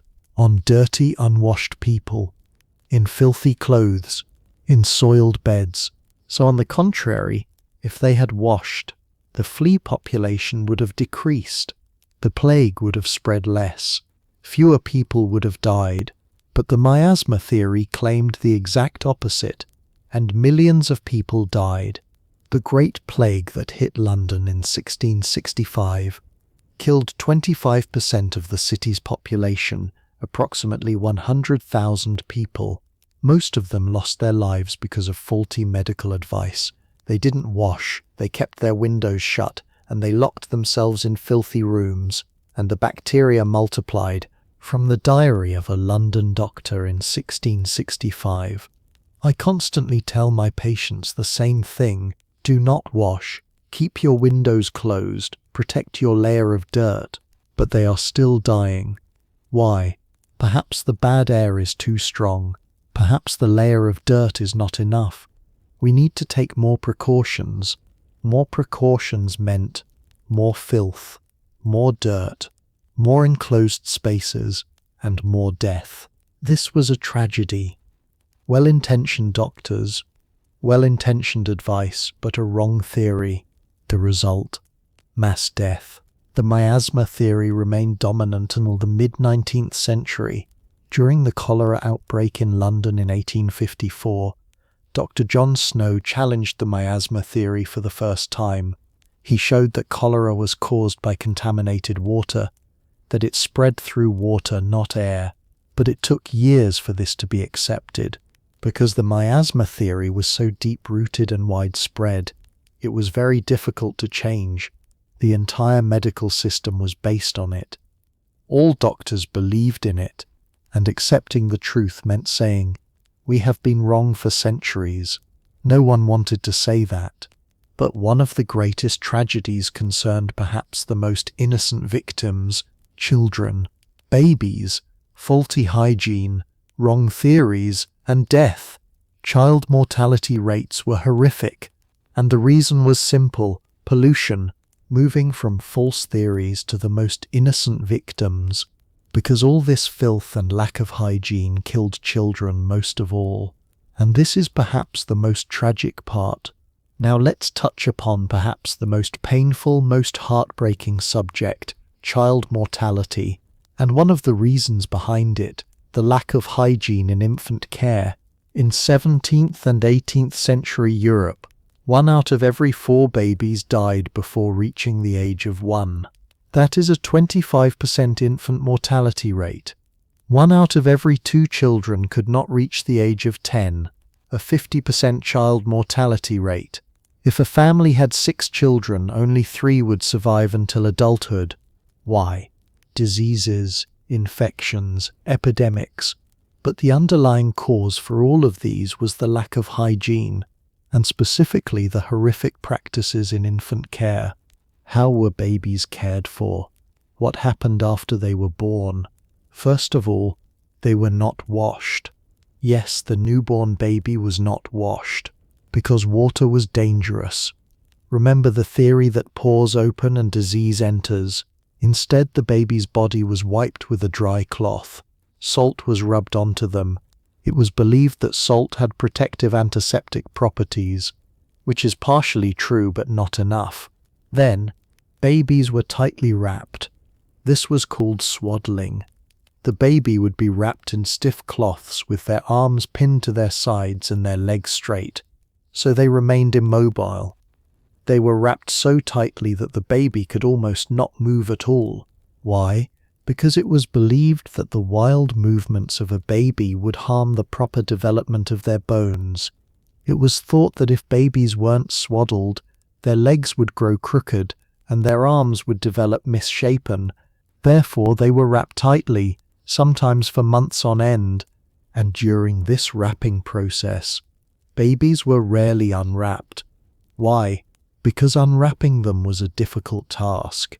The cloths were layered. Every unwrapping and rewrapping took time, and most importantly, when opened, the baby would take in air, meaning they were exposed to bad air. What about changing diapers? It wasn't nearly as frequent as it is today. Because the number of cloths was limited, diapers were expensive, washing them was difficult and time-consuming. Fetching water, heating it, the soap, everything was a challenge. Babies would remain in the same cloth for hours, sometimes days, sitting in urine and feces. The cloth would get wet, dirty and smelly, but it wouldn't be changed. Maybe once a day, maybe once every 2 days. Among the poor, it was even rarer. The result? Horrific diaper rashes. Redness on the skin, then blisters, then sores. The sores would become infected. The infection would spread. The baby would develop a fever, suffer in pain, cry, and sometimes die. From the notebook of a 17th century midwife, Sarah Stone, England. Of the 12 babies born this month, 5 died within the first 2 weeks. They all had a common symptom, widespread redness on their bodies, sores and fever. The families are very sad, but this is very common. I know that only half of every newborn that passes through my hands will reach adulthood. It is sad but true. Doctors say that babies' skin is very sensitive and open to bad air. Therefore, they must be wrapped tightly and not opened often. But I have noticed the babies who die the most are the ones wrapped the tightest and opened the least. Perhaps the doctors are wrong, but who would listen to me? I am just a midwife. This was the tragic reality. Some midwives had learned from their experiences, but no one was listening to them because they were considered untrained. Doctors, male, university educated, were superior to them, and doctors believed in ancient theories, scientific data. Modern research shows that if only basic hygiene had been practiced in the 17th and 18th centuries, if babies had been washed daily, if diapers had been kept clean, and if swaddling had been less tight, the infant mortality rate could have decreased by 50 to 60%. In other words, every year, hundreds of thousands of babies in Europe died simply because of a lack of cleanliness. This statistic is terrifying, but even more terrifying is this. It was preventable. The knowledge existed in the Ottoman Empire, in China, and in other cultures. Infant hygiene was better, but Europe refused to learn. And it wasn't just babies. Young children were also at risk. Children between the ages of 2 and 5 were constantly exposed to infections because children crawl on the floor, touch everything, and put their hands in their mouths. And hands were not washed. A child wakes up in the morning and eats breakfast without washing their hands. They go outside and play in streets filled with filth. Their hands are dirty, their face is dirty, They come home and eat. They still don't wash their hands. At night, they go to bed dirty. In the morning, the same thing repeats. The result? Intestinal infections, dysentery, cholera, typhoid, parasites, worms, tapeworms. The child grows weak. They fail to develop. Sometimes they die. In wealthy families, the situation was slightly better, but not by much. Because they believed in the same theories, washing is dangerous, dirt protects, cleanliness brings disease. Only a few exceptional enlightened families had begun to think differently. John Locke, the famous English philosopher, wrote in his 1693 book, Some Thoughts Concerning Education, children should be washed regularly. Hands and face should be cleaned every day. Water is not dangerous, on the contrary, it is healthy. But this view was in the minority. Most people did not believe it, and it wasn't just children. The food was also filthy, because the hands preparing the meals, those kitchens, those ingredients, they were all dirty. Even in palace kitchens, the situation was not good, and those magnificent banquets were, in reality, breeding grounds for disease, moving from babies to food. Because the filth wasn't just on the outside, it was on the inside too, in the food you ate, in the kitchens, and on the hands that prepared it. Now think for a moment. You are invited to a banquet at the Palace of Versailles, a magnificent table, gold plates, crystal glasses, silver forks, hundreds of varieties of food, poultry, meats, fish, desserts, fruits. The sight is spectacular. But stop for a second and ask yourself this. Who prepared these dishes? And what was the condition of those hands? Let's enter the palace kitchens. The kitchens of Versailles were in the basement of the palace. Dark, smoky, hot. Hundreds of cooks, apprentices, servants. Everyone is rushing around. Massive stoves, pots, pans. Meals are being prepared. And hygiene? There was no soap, or very little of it, and it was expensive. Water was scarce. Carrying water from above down to the basement was difficult. Hand washing? It wasn't mandatory. Sometimes it was done, sometimes it wasn't. But there was no standard rule. From the letter of a kitchen apprentice, Jean-Baptiste, Versailles Kitchens, written in the 1680s, the head chef yelled at me because there was blood and dirt on my hands and apron. I said, "Everyone's hands are like this. It's normal." But he was worried that this filth might get into the food. He sent me to the fountain. I rinsed my hands with cold water. No soap, no hot water. How much could I possibly clean? I returned and went back to cutting meat. By evening my hands were filthy again. Cooks wouldn't wash their hands after cutting meat, because they would be cutting meat again just a few minutes later. It would be seen as a waste of water. They would clean a chicken and move on to fish without wiping their hands. Cutting vegetables, dicing meat, kneading dough, all with the same hands. And the kitchen counters? They were made of wood. Wood is a porous material. It absorbs blood, fat and bacteria, and it is very difficult to clean. When you wipe it, the surface looks clean, but inside the pores bacteria continue to live. Cross-contamination was inevitable. Vegetables were washed sometimes, but how? They were dipped into a bucket of water, swirled around and pulled out. Done. What was in that water? Soil, insects, worms, perhaps filth from other vegetables.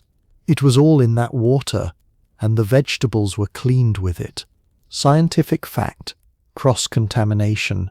The transfer of bacteria from one food to another is the leading cause of foodborne illnesses. Raw meat carries bacteria such as Salmonella, E. coli, and Campylobacter. If you cut vegetables with a knife used for meat, the bacteria transfer to the vegetables. In the 17th and 18th centuries, this was unknown, but the consequences were very real. After banquets, guests would get sick. Nausea, vomiting, diarrhea, abdominal pain. It was very common. It was called food indigestion, but the real cause was food poisoning, a bacterial infection, and worst of all, sometimes the food was intentionally disguised. That is, spoiled meat, foul-smelling fish, or rotten vegetables were masked with heavy sauces and spices. The goal? To prevent waste, to avoid throwing away expensive ingredients. There is a section in a cookbook written in 1691 by a French master chef, François Massielot. If the meat is slightly spoiled, marinate it with plenty of vinegar and garlic. The smell will disappear. If the fish smells, rub it with lemon and salt, then serve it with a heavy sauce. No one will notice. Yes, you read that correctly. Recipes for masking spoiled food. And this was in a professional cookbook, written for chefs preparing meals for the king's table. And the desserts. Those elegant sculptures made of sugar. Those delicate pastries. Sugar was so expensive that sugar decorations used once were stored and reused. A sugar sculpture decorating the table at a banquet, for instance, a sugar castle or a sugar garden, would be carefully put away after the feast and kept. 3 months later, it would be placed back on the table for another banquet. What had gotten into it in the meantime? Who knows? Dust, filth, insects. But it looked magnificent, and it was expensive. Throwing it away would be a waste, so it was used over and over again. Scientific historical fact. Foodborne illnesses were very common during that period. Salmonella, E. coli, Staphylococcus, Clostridium, they all multiplied in the food, but these were unknown. If you fell ill after a meal, it was called food poisoning. But when people said poison, they thought of intentional poisoning, someone putting poison in the food. The concept of bacterial infection did not exist. Because of this, sometimes innocent cooks or even the hosts of the banquet were blamed. His Majesty has fallen ill. Poison must have been put in the food. The cook would be arrested, interrogated, and sometimes tortured. But the real culprit was the bacteria, and they were unknown. Even kings died from food poisoning. King Henry I of France likely died of food poisoning in 1060.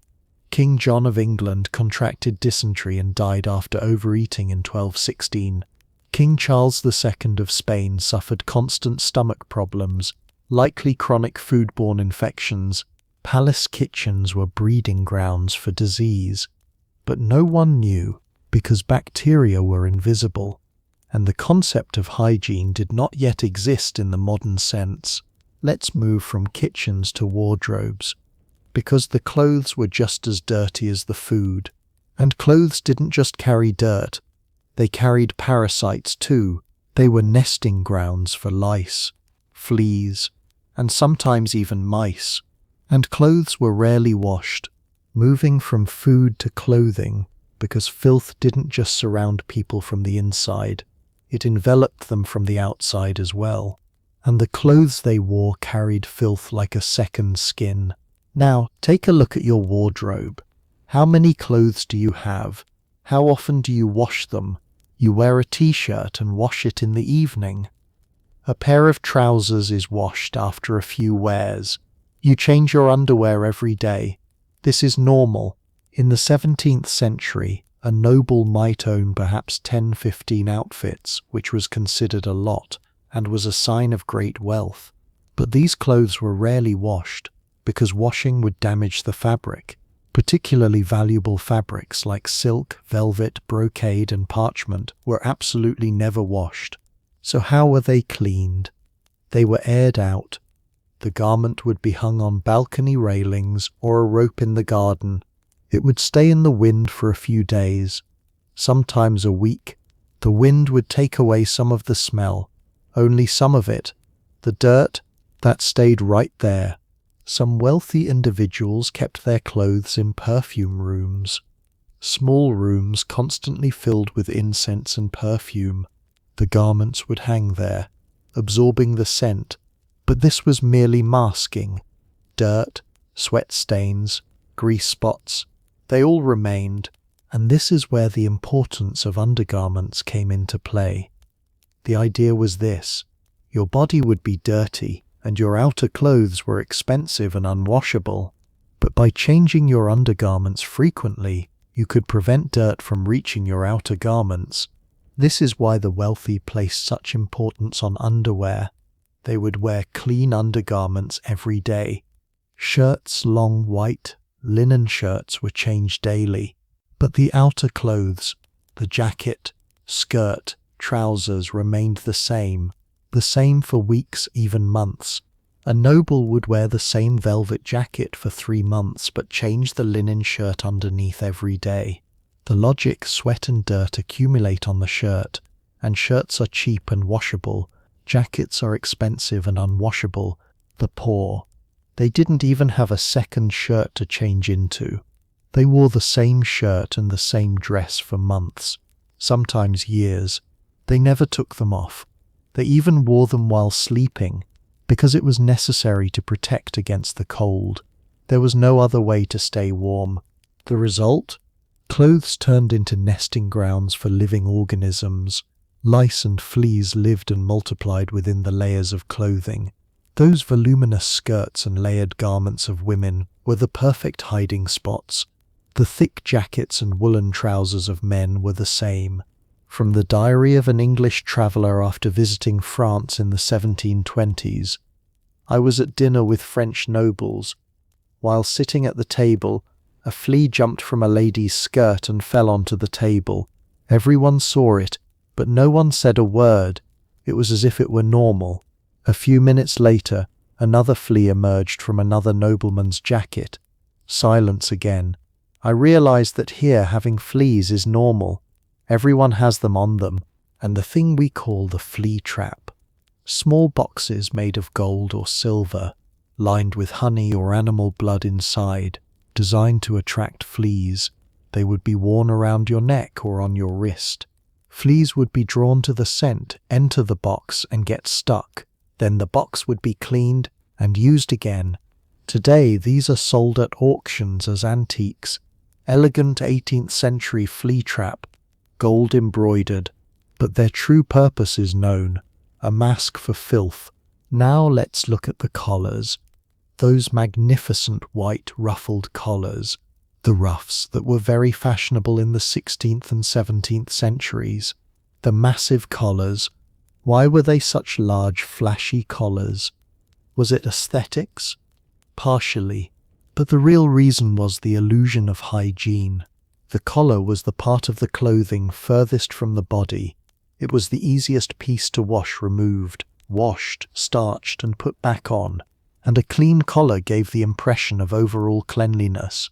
In other words, the logic was, my body is dirty, my jacket is dirty, my shirt is dirty, but my collar is spotless. Therefore, I am a clean person. The collar was a sort of billboard. It sent the message, I am clean, but behind the scenes it was very different, and starch was applied to these collars so they would stiffen and stand upright. But starch also made it harder for them to get dirty. By coating the surface, starch prevented the fabric from absorbing stains. Because of this, a collar could be used for several days. Scientific fact: starch, which is carbohydrate-based, adheres to fabric fibers and forms a film layer. This can repel water-based stains. However, it doesn't work for oil-based stains. Still, it provides temporary protection. The collars of the wealthy were changed every day. A new collar would be put on in the morning and removed for washing in the evening, a new one the next day. This way they always appeared clean, at least the collar part. But the collars of the poor? They had one collar, and it was rarely washed. Yellowed, dirty, stained collars, the sign of poverty. Clothes were not just garments. They were indicators of social status. The cleaner you dressed or appeared to be, the more upper class you were. Dirty clothes meant poverty and a lower class. But the ironic part, everyone was dirty. Some just masked it better. Clothes were dirty, bodies were dirty, homes were dirty, everything was dirty. And this situation continued for centuries, until a man saw bacteria through a microscope, and the whole world changed. Louis Pasteur, the father of modern hygiene, the hero of the revolution, moving from the dirty past to a bright future, because after centuries of darkness, a light finally began to appear, and the man who lit that lamp, Louis Pasteur. Now we come to the turning point. This is where everything begins to change. The centuries of filth, disease, and death, they will finally come to an end. But it won't be easy, because change is always met with resistance. In 1822, in the town of Dole, France, the son of an ordinary tanner was born. His name Louis Pasteur. Who could have guessed that this child would change the course of human history? Pasteur was trained in chemistry. He studied at the École Normale Supérieure in Paris. He was a young scientist, and he was curious, especially about small things invisible to the naked eye. In the 1850s, Pasteur was researching the production of wine and beer. Why did wine sometimes turn sour? Why did beer sometimes spoil? At that time, no one knew the definitive answer. It was called spontaneous generation. Something came from the air and spoiled the wine. But Pasteur didn't believe in this. He conducted experiments. He looked at the wine through his microscope, and he saw tiny organisms. They were moving, they were living, they were multiplying. And in the 1860s he conducted a series of experiments. He put broth into flasks. He left some open and closed others. He put some into special swan neck flasks. Air could enter, but dust and particles could not. The results were clear. In the open flasks, bacteria grew, and the broth spoiled. In the closed flasks, nothing happened. In the swan neck flasks, where there was air but no dust, still nothing happened. This simple experiment proved an incredible truth. Living things do not generate spontaneously. Microorganisms come from other microorganisms in the air. In other words, disease is not caused by bad air, but by tiny living things, bacteria. And then Pasteur said, diseases spread because of microorganisms. If we kill these microorganisms, we can prevent disease. This was a bombshell, because it was demolishing the centuries-old miasma theory. The medical world was split in two. One side supported Pasteur, the other side laughed at him. An article written by a French doctor in 1865, Pasteur's theory is nonsense. Invisible living creatures creating disease? This is a children's fairy tale. Diseases are caused by bad air, by miasma. This has been known for 1,000 years. Pasteur is just trying to get attention. But Pasteur continued to present his evidence. He showed the bacteria under the microscope. He repeated the experiments over and over again. The results were always the same. And most importantly, Pasteur found practical solutions. His first success, pasteurization. At that time, milk spoiled very quickly. It would turn sour within a day. Children drank spoiled milk, fell ill, and died. Pasteur showed that if you heat milk to a certain temperature, 60-70 degrees, and then cool it quickly, you kill the bacteria, and the milk doesn't spoil for days. This simple method saved the lives of hundreds of thousands of children, because at that time, children were mostly dying from diseases caused by spoiled milk.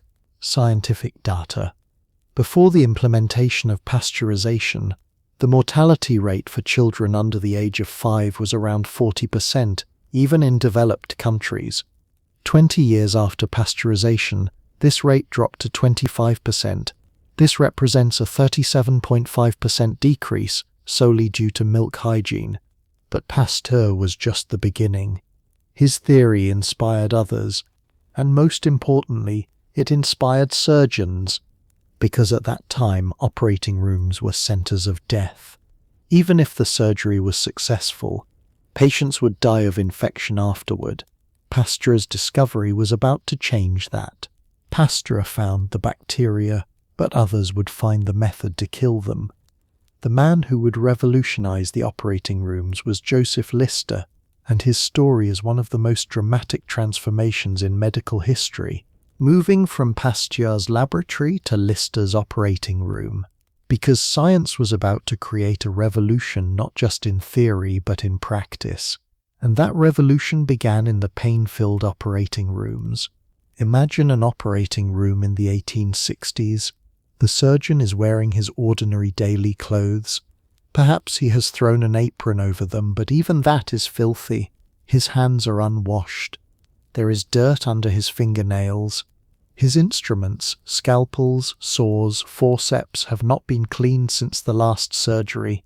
Dried blood remains on them. He works over the patient's open wound. The hands, the tools, the wound, they are all in contact. The surgery is a success. The wound is stitched. The patient wakes up. The family is happy. But a week later, the patient develops a fever. The wound turns red and swells. Pus begins to ooze infection. 2 weeks later, the patient is dead. At that time, the post-operative mortality rate was 40–50%. Yes, 1 out of every 2 patients died. Not from the surgery itself, but from post-operative infection. And nobody knew why. This is where Joseph Lister stepped in. Lister was a Scottish surgeon working at the Glasgow Royal Infirmary, and his patients were dying constantly. He performed successful surgeries, but the patients would later die of infection. In 1865, he heard about Pasteur's work, and he realized something. If diseases were caused by bacteria, then the infections in surgeries must also be caused by bacteria. But where were the bacteria coming from? From the air? From the instruments? From hands? Lister began to investigate, and he realized bacteria were everywhere. On hands, on tools, in the air, on clothes, everywhere. And once they entered the wound, they multiplied. They led to infection. The solution? Kill the bacteria. But how? Lister began using carbolic acid, phenol. This chemical was being used in sewage systems to eliminate odors. Perhaps it could kill bacteria too. In 1867, he made his first attempt. Before the surgery, he washed his hands with carbolic acid. He dipped his instruments into carbolic acid. He sprayed a carbolic acid solution onto the patient's wound. He performed the surgery and stitched the wound, and he waited. A week passed, no infection. 2 weeks, still none. The patient recovered. He lived. Lister was astonished. He tried again. The same result. Again. The same once more. The post-operative mortality rate dropped dramatically from 50% to 15%, but other surgeons laughed at him. This is unnecessary. They said, "We have been doing it this way for years. This is how surgery is. Some patients die, some live. That's fate." A letter written by a British surgeon in 1869. "Dr. Lister's method is ridiculous. Washing my hands before surgery? Dipping my instruments into a chemical liquid? It's a waste of time. Unnecessary. I have been a surgeon for 30 years. I have never washed my hands, and my patients recover most of the time." But Lister showed them his statistics. The numbers were clear. "Look, my patients survive, yours die. This is not a coincidence. This is thanks to the antiseptic method." Slowly the resistance broke. Some young surgeons began to try it, and it worked. Post-operative mortality rates plummeted. Hospitals began to adopt Lister's method. In the 1870s, the use of antiseptics spread, not just in surgery, but in maternity wards too, because at that time, post-childbirth infections, puerperal fever, were very common. Women would contract infections after giving birth and die. Why? Doctors and midwives were moving from one patient to another without washing their hands. If one woman had an infection, they were transmitting it to the next. Ignaz Semmelweis, a Hungarian doctor, had noticed this in the 1840s. He said, "Doctors must wash their hands," but no one listened to him.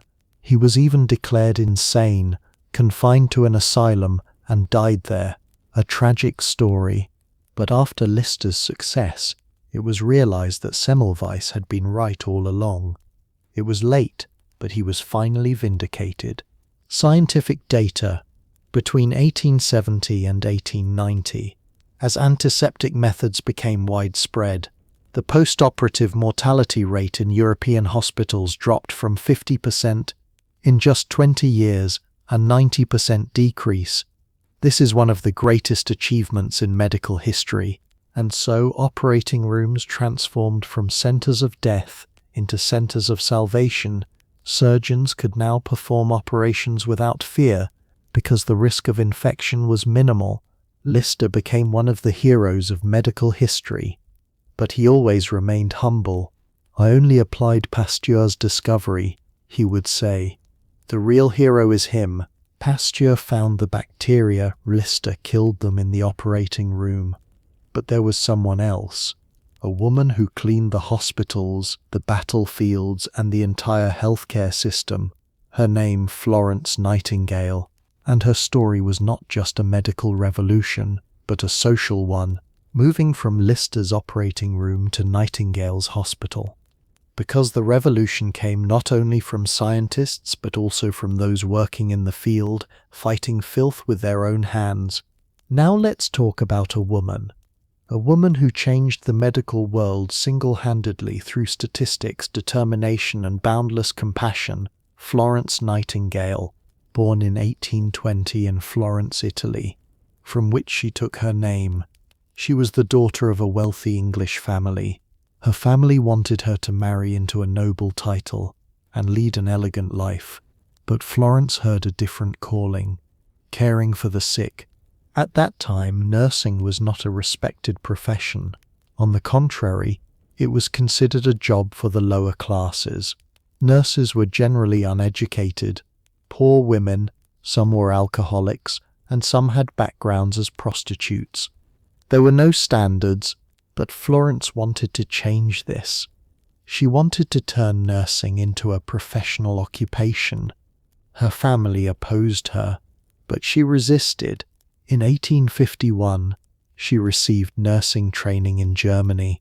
She returned and began working in London. And then in 1854, the Crimean War broke out. The British Army was supporting the Ottomans against Russia. Thousands of soldiers went to war, and thousands were wounded. Wounded soldiers were sent to the military hospital in Scutari, near Istanbul, and what she found there was a horrific sight. Florence arrived there with 38 nurses, and what she saw terrified her. The hospital was swimming in filth. Bed sheets were dirty. Perhaps they hadn't been changed for weeks. Wounded soldiers with bleeding injuries were lying in the same beds. Purulent wounds, infected sores, gangrene. It was everywhere. The sewers were blocked. Waste was overflowing into the hospital corridors. Rats and insects were everywhere. And the doctors weren't even bothered by the situation. "This is war," they said. "It's normal." Nightingale immediately went into action. Her first priority, cleaning. Along with her nurses, she had the hospital cleaned from top to bottom. She changed the bed sheets, all of them.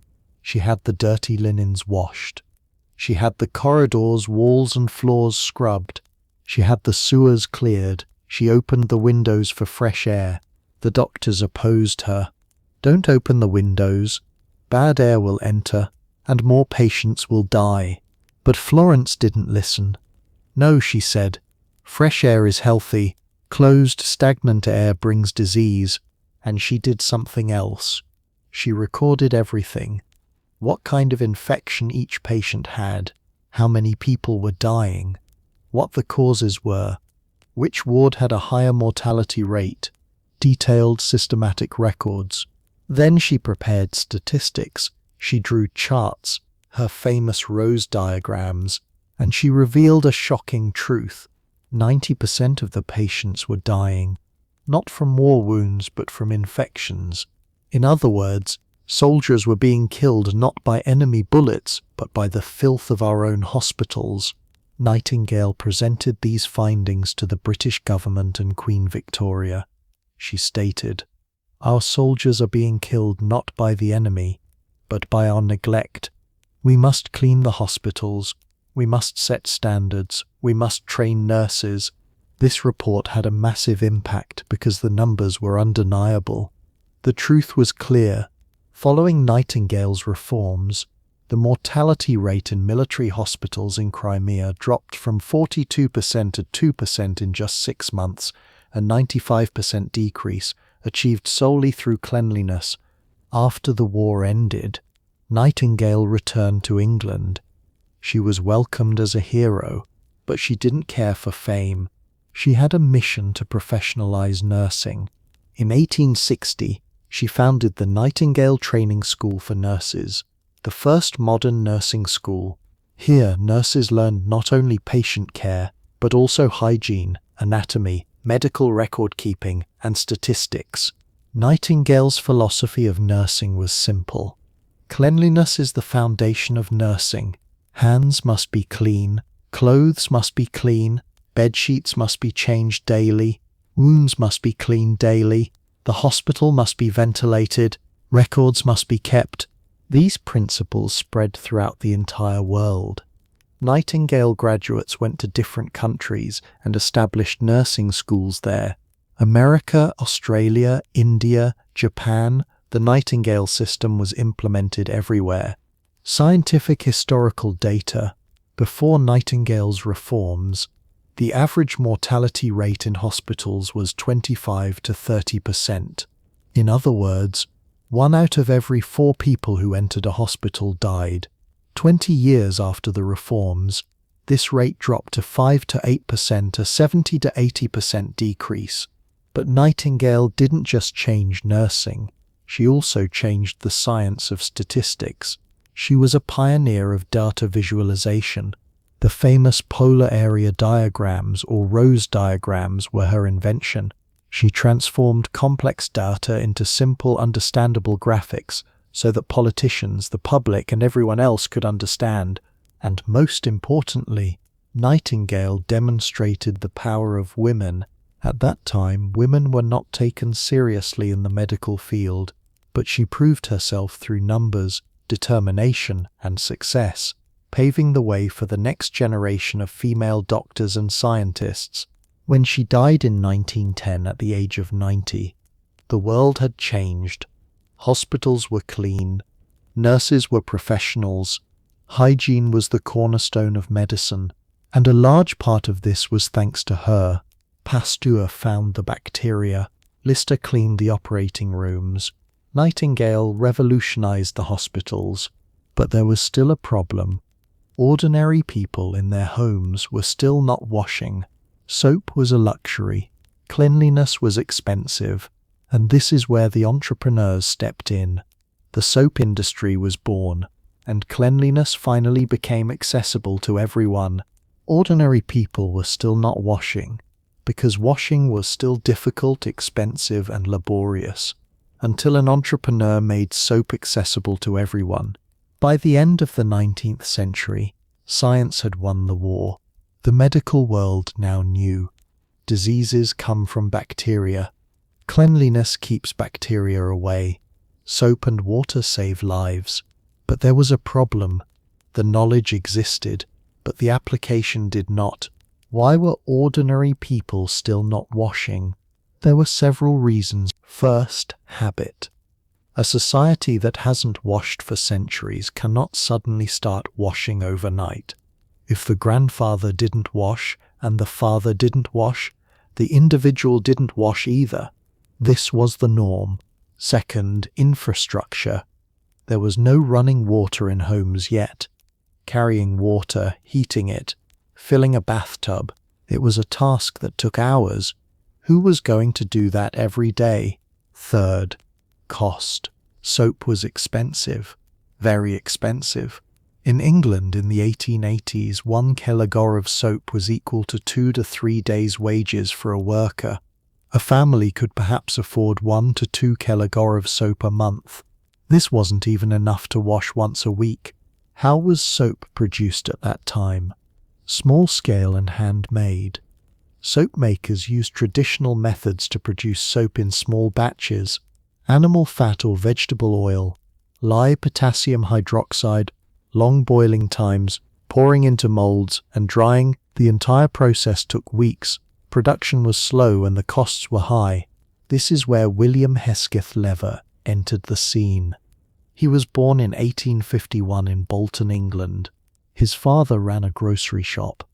William started working alongside his father, selling soap produced by others, and he noticed something. The demand for soap was very high, but the supply was very low. Prices were astronomical. People wanted soap, but they couldn't afford it. In 1884, William and his brother James bought a small soap factory in Warrington. But their vision was different. Unlike traditional soap makers who produced in small batches, they wanted mass production based on the principles of the Industrial Revolution. The strategy of Lever Brothers was simple: industrial-scale production, standardization, and efficiency, huge vats, continuous production lines, and the optimization of chemical processes. Their goal was to lower costs and produce cheap yet high-quality soap. In 1885, they created the brand Sunlight Soap. The name was important. Sunlight evoked associations of cleanliness, brightness, and health. The soap itself was yellow, reminiscent of the sun. The packaging was eye-catching, and the brand identity was strong. But most importantly, the price. Sunlight soap was 30–40% cheaper than traditional soaps. Now, it wasn't just the wealthy who could buy soap. The middle class and even the working class could afford it. But simply producing cheap soap wasn't enough, because people still didn't have the habit of using it. Selling soap to a society that hadn't washed for centuries is no easy feat. People had to be convinced. This is where William Lever's genius emerged. Marketing, advertising, propaganda. Lever Brothers launched one of the first large-scale marketing campaigns in history. Ads in newspapers, posters, brochures. Sunlight soap was everywhere. But these advertisements didn't just say buy soap. They were selling an ideology. The message was multi-layered. The first layer, science. Germs make you sick. Louis Pasteur proved this. Bacteria are everywhere. On your hands, on your clothes, on your bodies. Soap kills bacteria. Cleanliness is health. Science says so. The second layer, morality. A clean person is a virtuous person. A dirty person is an immoral person. Be clean for your children. Be clean for your family. Respect yourself. Be clean. Cleanliness is an indicator of character. The third layer, social status. Modern people are clean. Advanced societies are clean. England is a clean nation. Wouldn't you want to be a part of this modern world? Then be clean. Use Sunlight soap. These messages were incredibly powerful because they weren't just selling a product, they were selling an identity. Buying soap wasn't just about buying a cleaning tool, it was about being modern, becoming civilized, and being a respected member of society.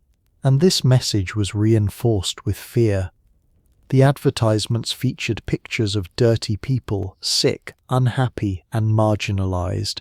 In comparison, clean people, healthy, happy, and successful. The message was clear. If you aren't clean, you are a failure, you are unlovable, and you will be excluded. This triggered social pressure. Cleanliness was no longer just a personal preference, it was a social necessity. If you were dirty going into a job interview, you wouldn't get the job. If you were going to propose marriage, you couldn't be dirty. If you were to participate in social events, you had to be clean, and soap sales exploded. Annual soap consumption per capita in England, 1980, 1.5 kg, 1890, 2 kg, 1900, 4 kg, 1910, 1920, 10 kg, a six-fold increase in just 30 years. This wasn't just economic growth, it was a behavioral shift. People were now washing. They were washing regularly. Lever Brothers quickly became England's largest soap producer. In 1888, they built a massive factory and a model worker village in Port Sunlight near Liverpool. Houses, schools, hospitals, and parks for the workers. A form of paternalistic capitalism. But it was effective. In the 1890s, the company began expanding internationally. Australia, South Africa, India, factories everywhere. And everywhere the same message: cleanliness, civilization, modernity, scientific result. With the widespread use of soap, infectious disease rates in Europe and America dropped dramatically between 1890 and 1920. Cholera, typhoid, dysentery, a 60% decrease, infant mortality, a 50% decrease, average life expectancy, a 10-year increase. Of course, soap wasn't the only reason. Sewage systems, plumbing, vaccines, antibiotics, they all contributed. But soap was the most accessible, simplest, and most effective tool. And today, the legacy of Lever Brothers still exists. Unilever, one of the world's largest consumer goods companies. Dove, Lux, Lifebuoy, Rexona, all Unilever brands, an annual turnover of $60 billion, and they are still selling soap. Soap was here now.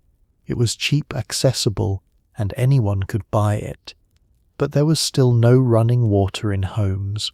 To wash, you still had to carry water, heat it, and fill a tub.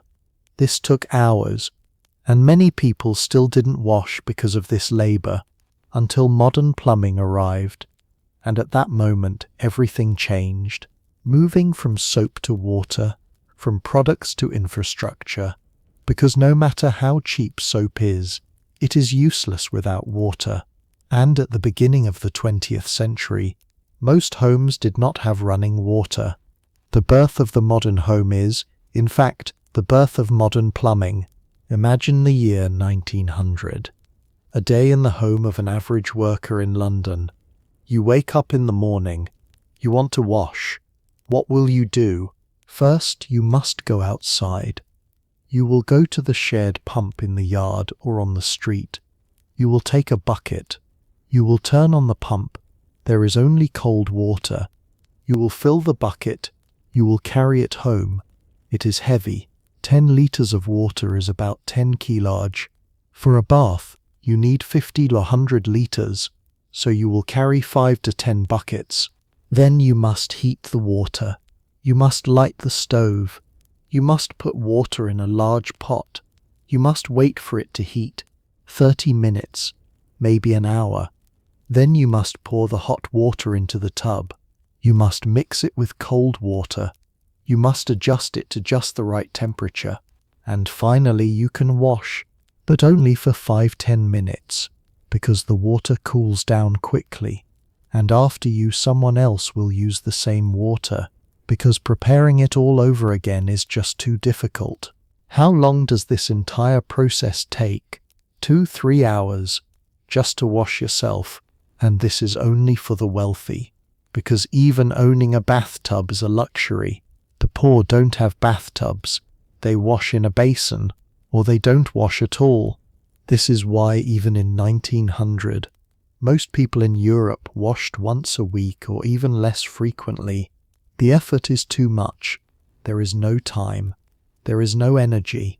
But then came a revolution: modern water plumbing. This revolution occurred in 3 stages. The first stage, city infrastructure. Starting in the 1850s, Central water and sewage systems began to be built in major cities: London, Paris, New York, Berlin. Large reservoirs, pumps and kilometers of underground pipes. Massive projects. It took years, it cost millions. The second stage, home connections. Between 1880 and 1910, homes began to be connected to the city water network. Pipes, valves and meters. Now water was coming directly into the homes. The third stage, indoor plumbing. Between 1900 and 1930, modern plumbing was installed inside the houses. A sink in the kitchen, a bathtub in the bathroom, and a toilet. Hot and cold water taps, pressurized systems, flushes and drainage. Each stage required technological innovations. Copper pipes, soldering techniques, valve designs, and sanitary engineering.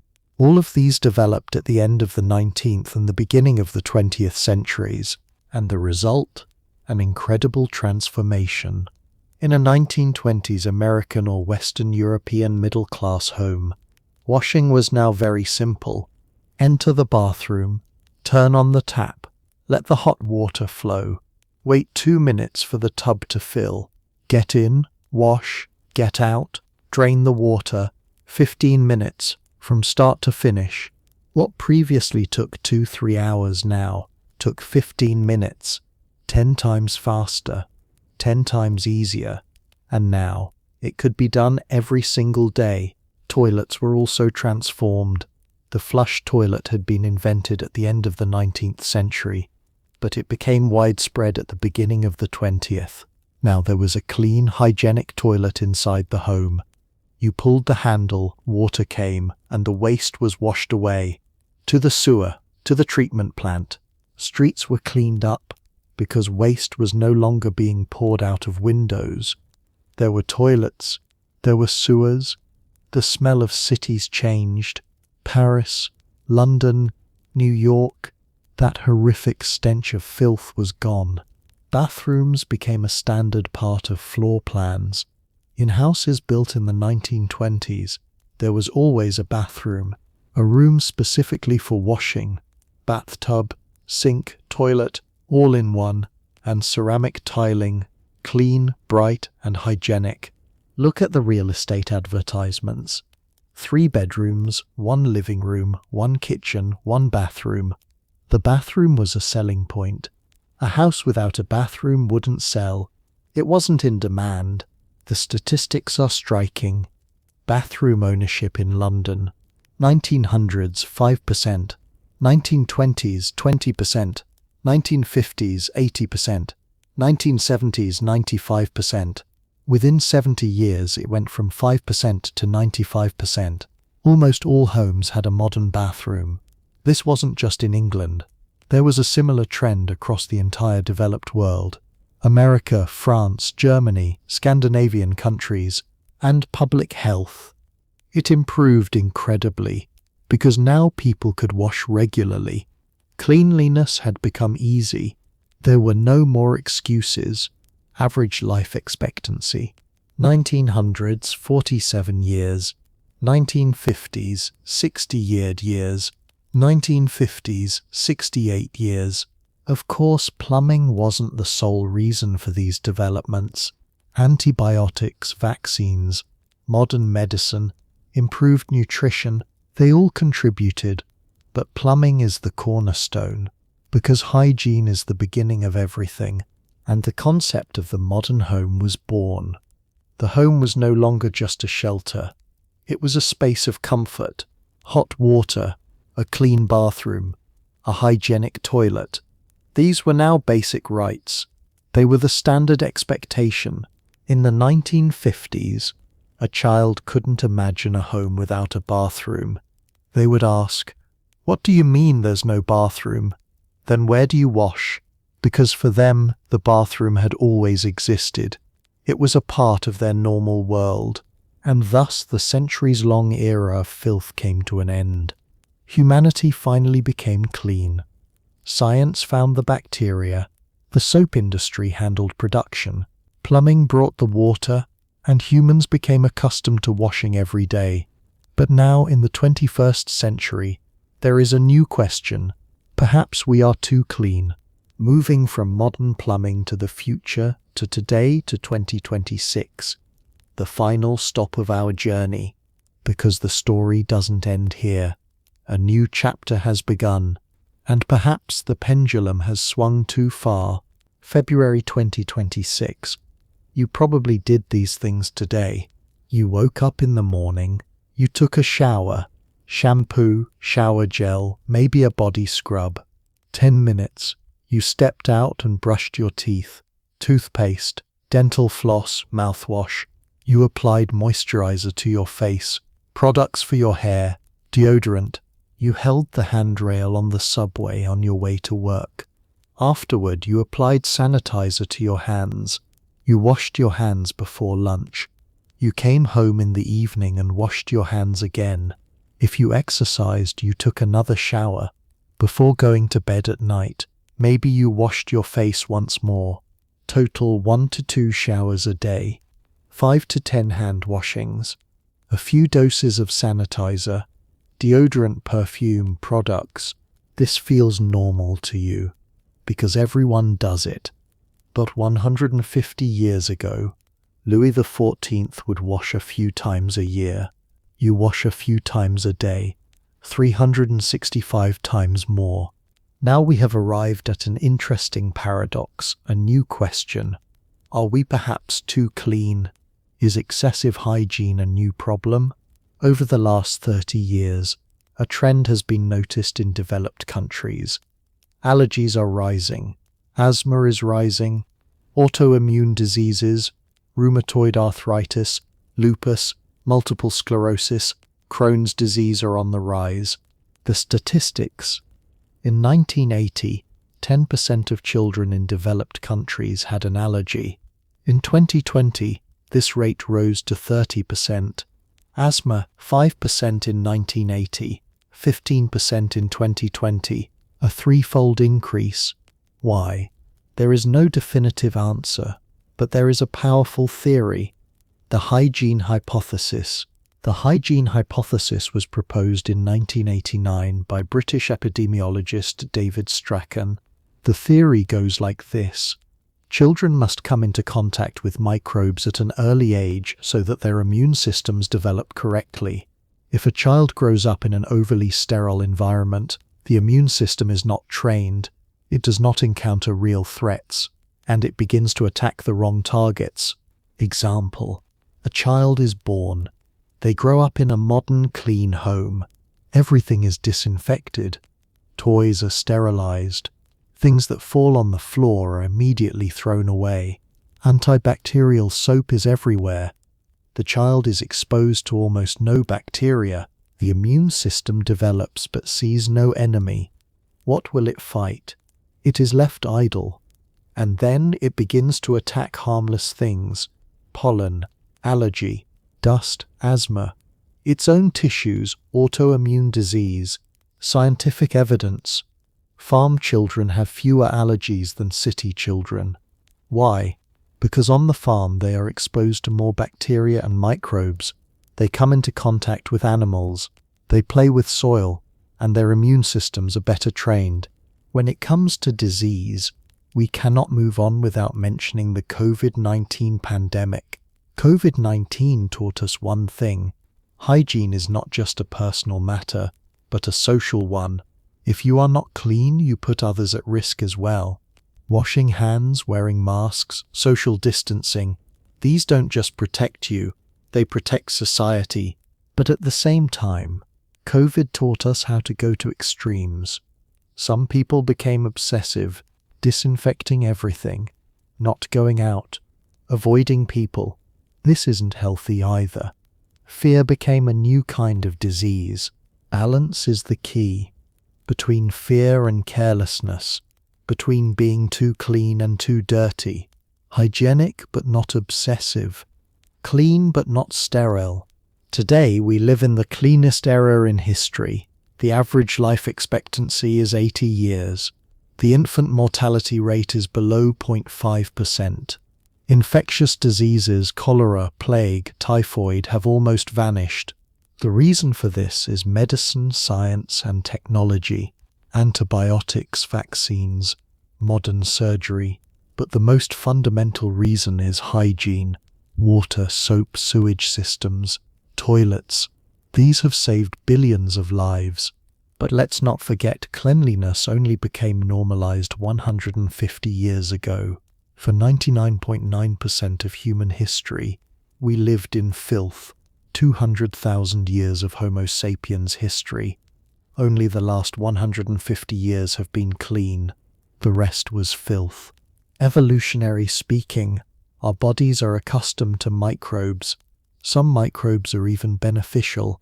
The bacteria in our gut, the microbiome, enable digestion and strengthen immunity. There are billions of bacteria on our skin, and this is normal and healthy. The point is to protect ourselves from bad bacteria while preserving the good ones.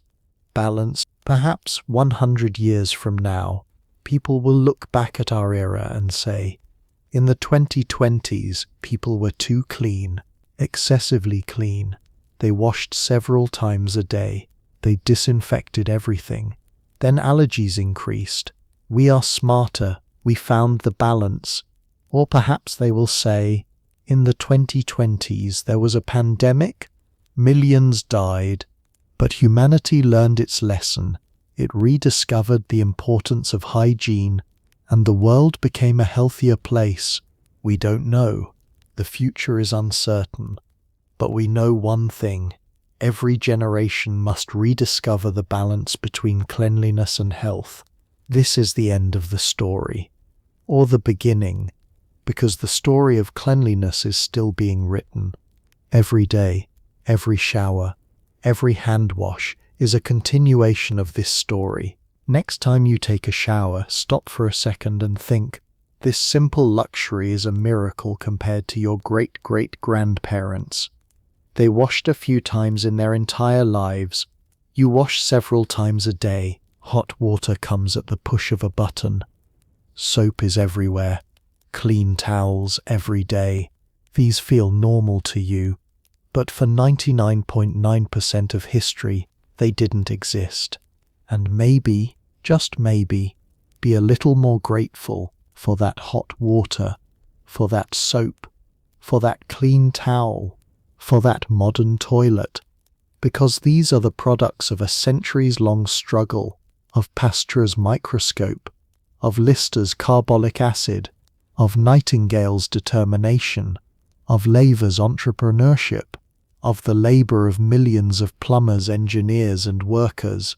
And yes, people don't smell that bad anymore. Good night.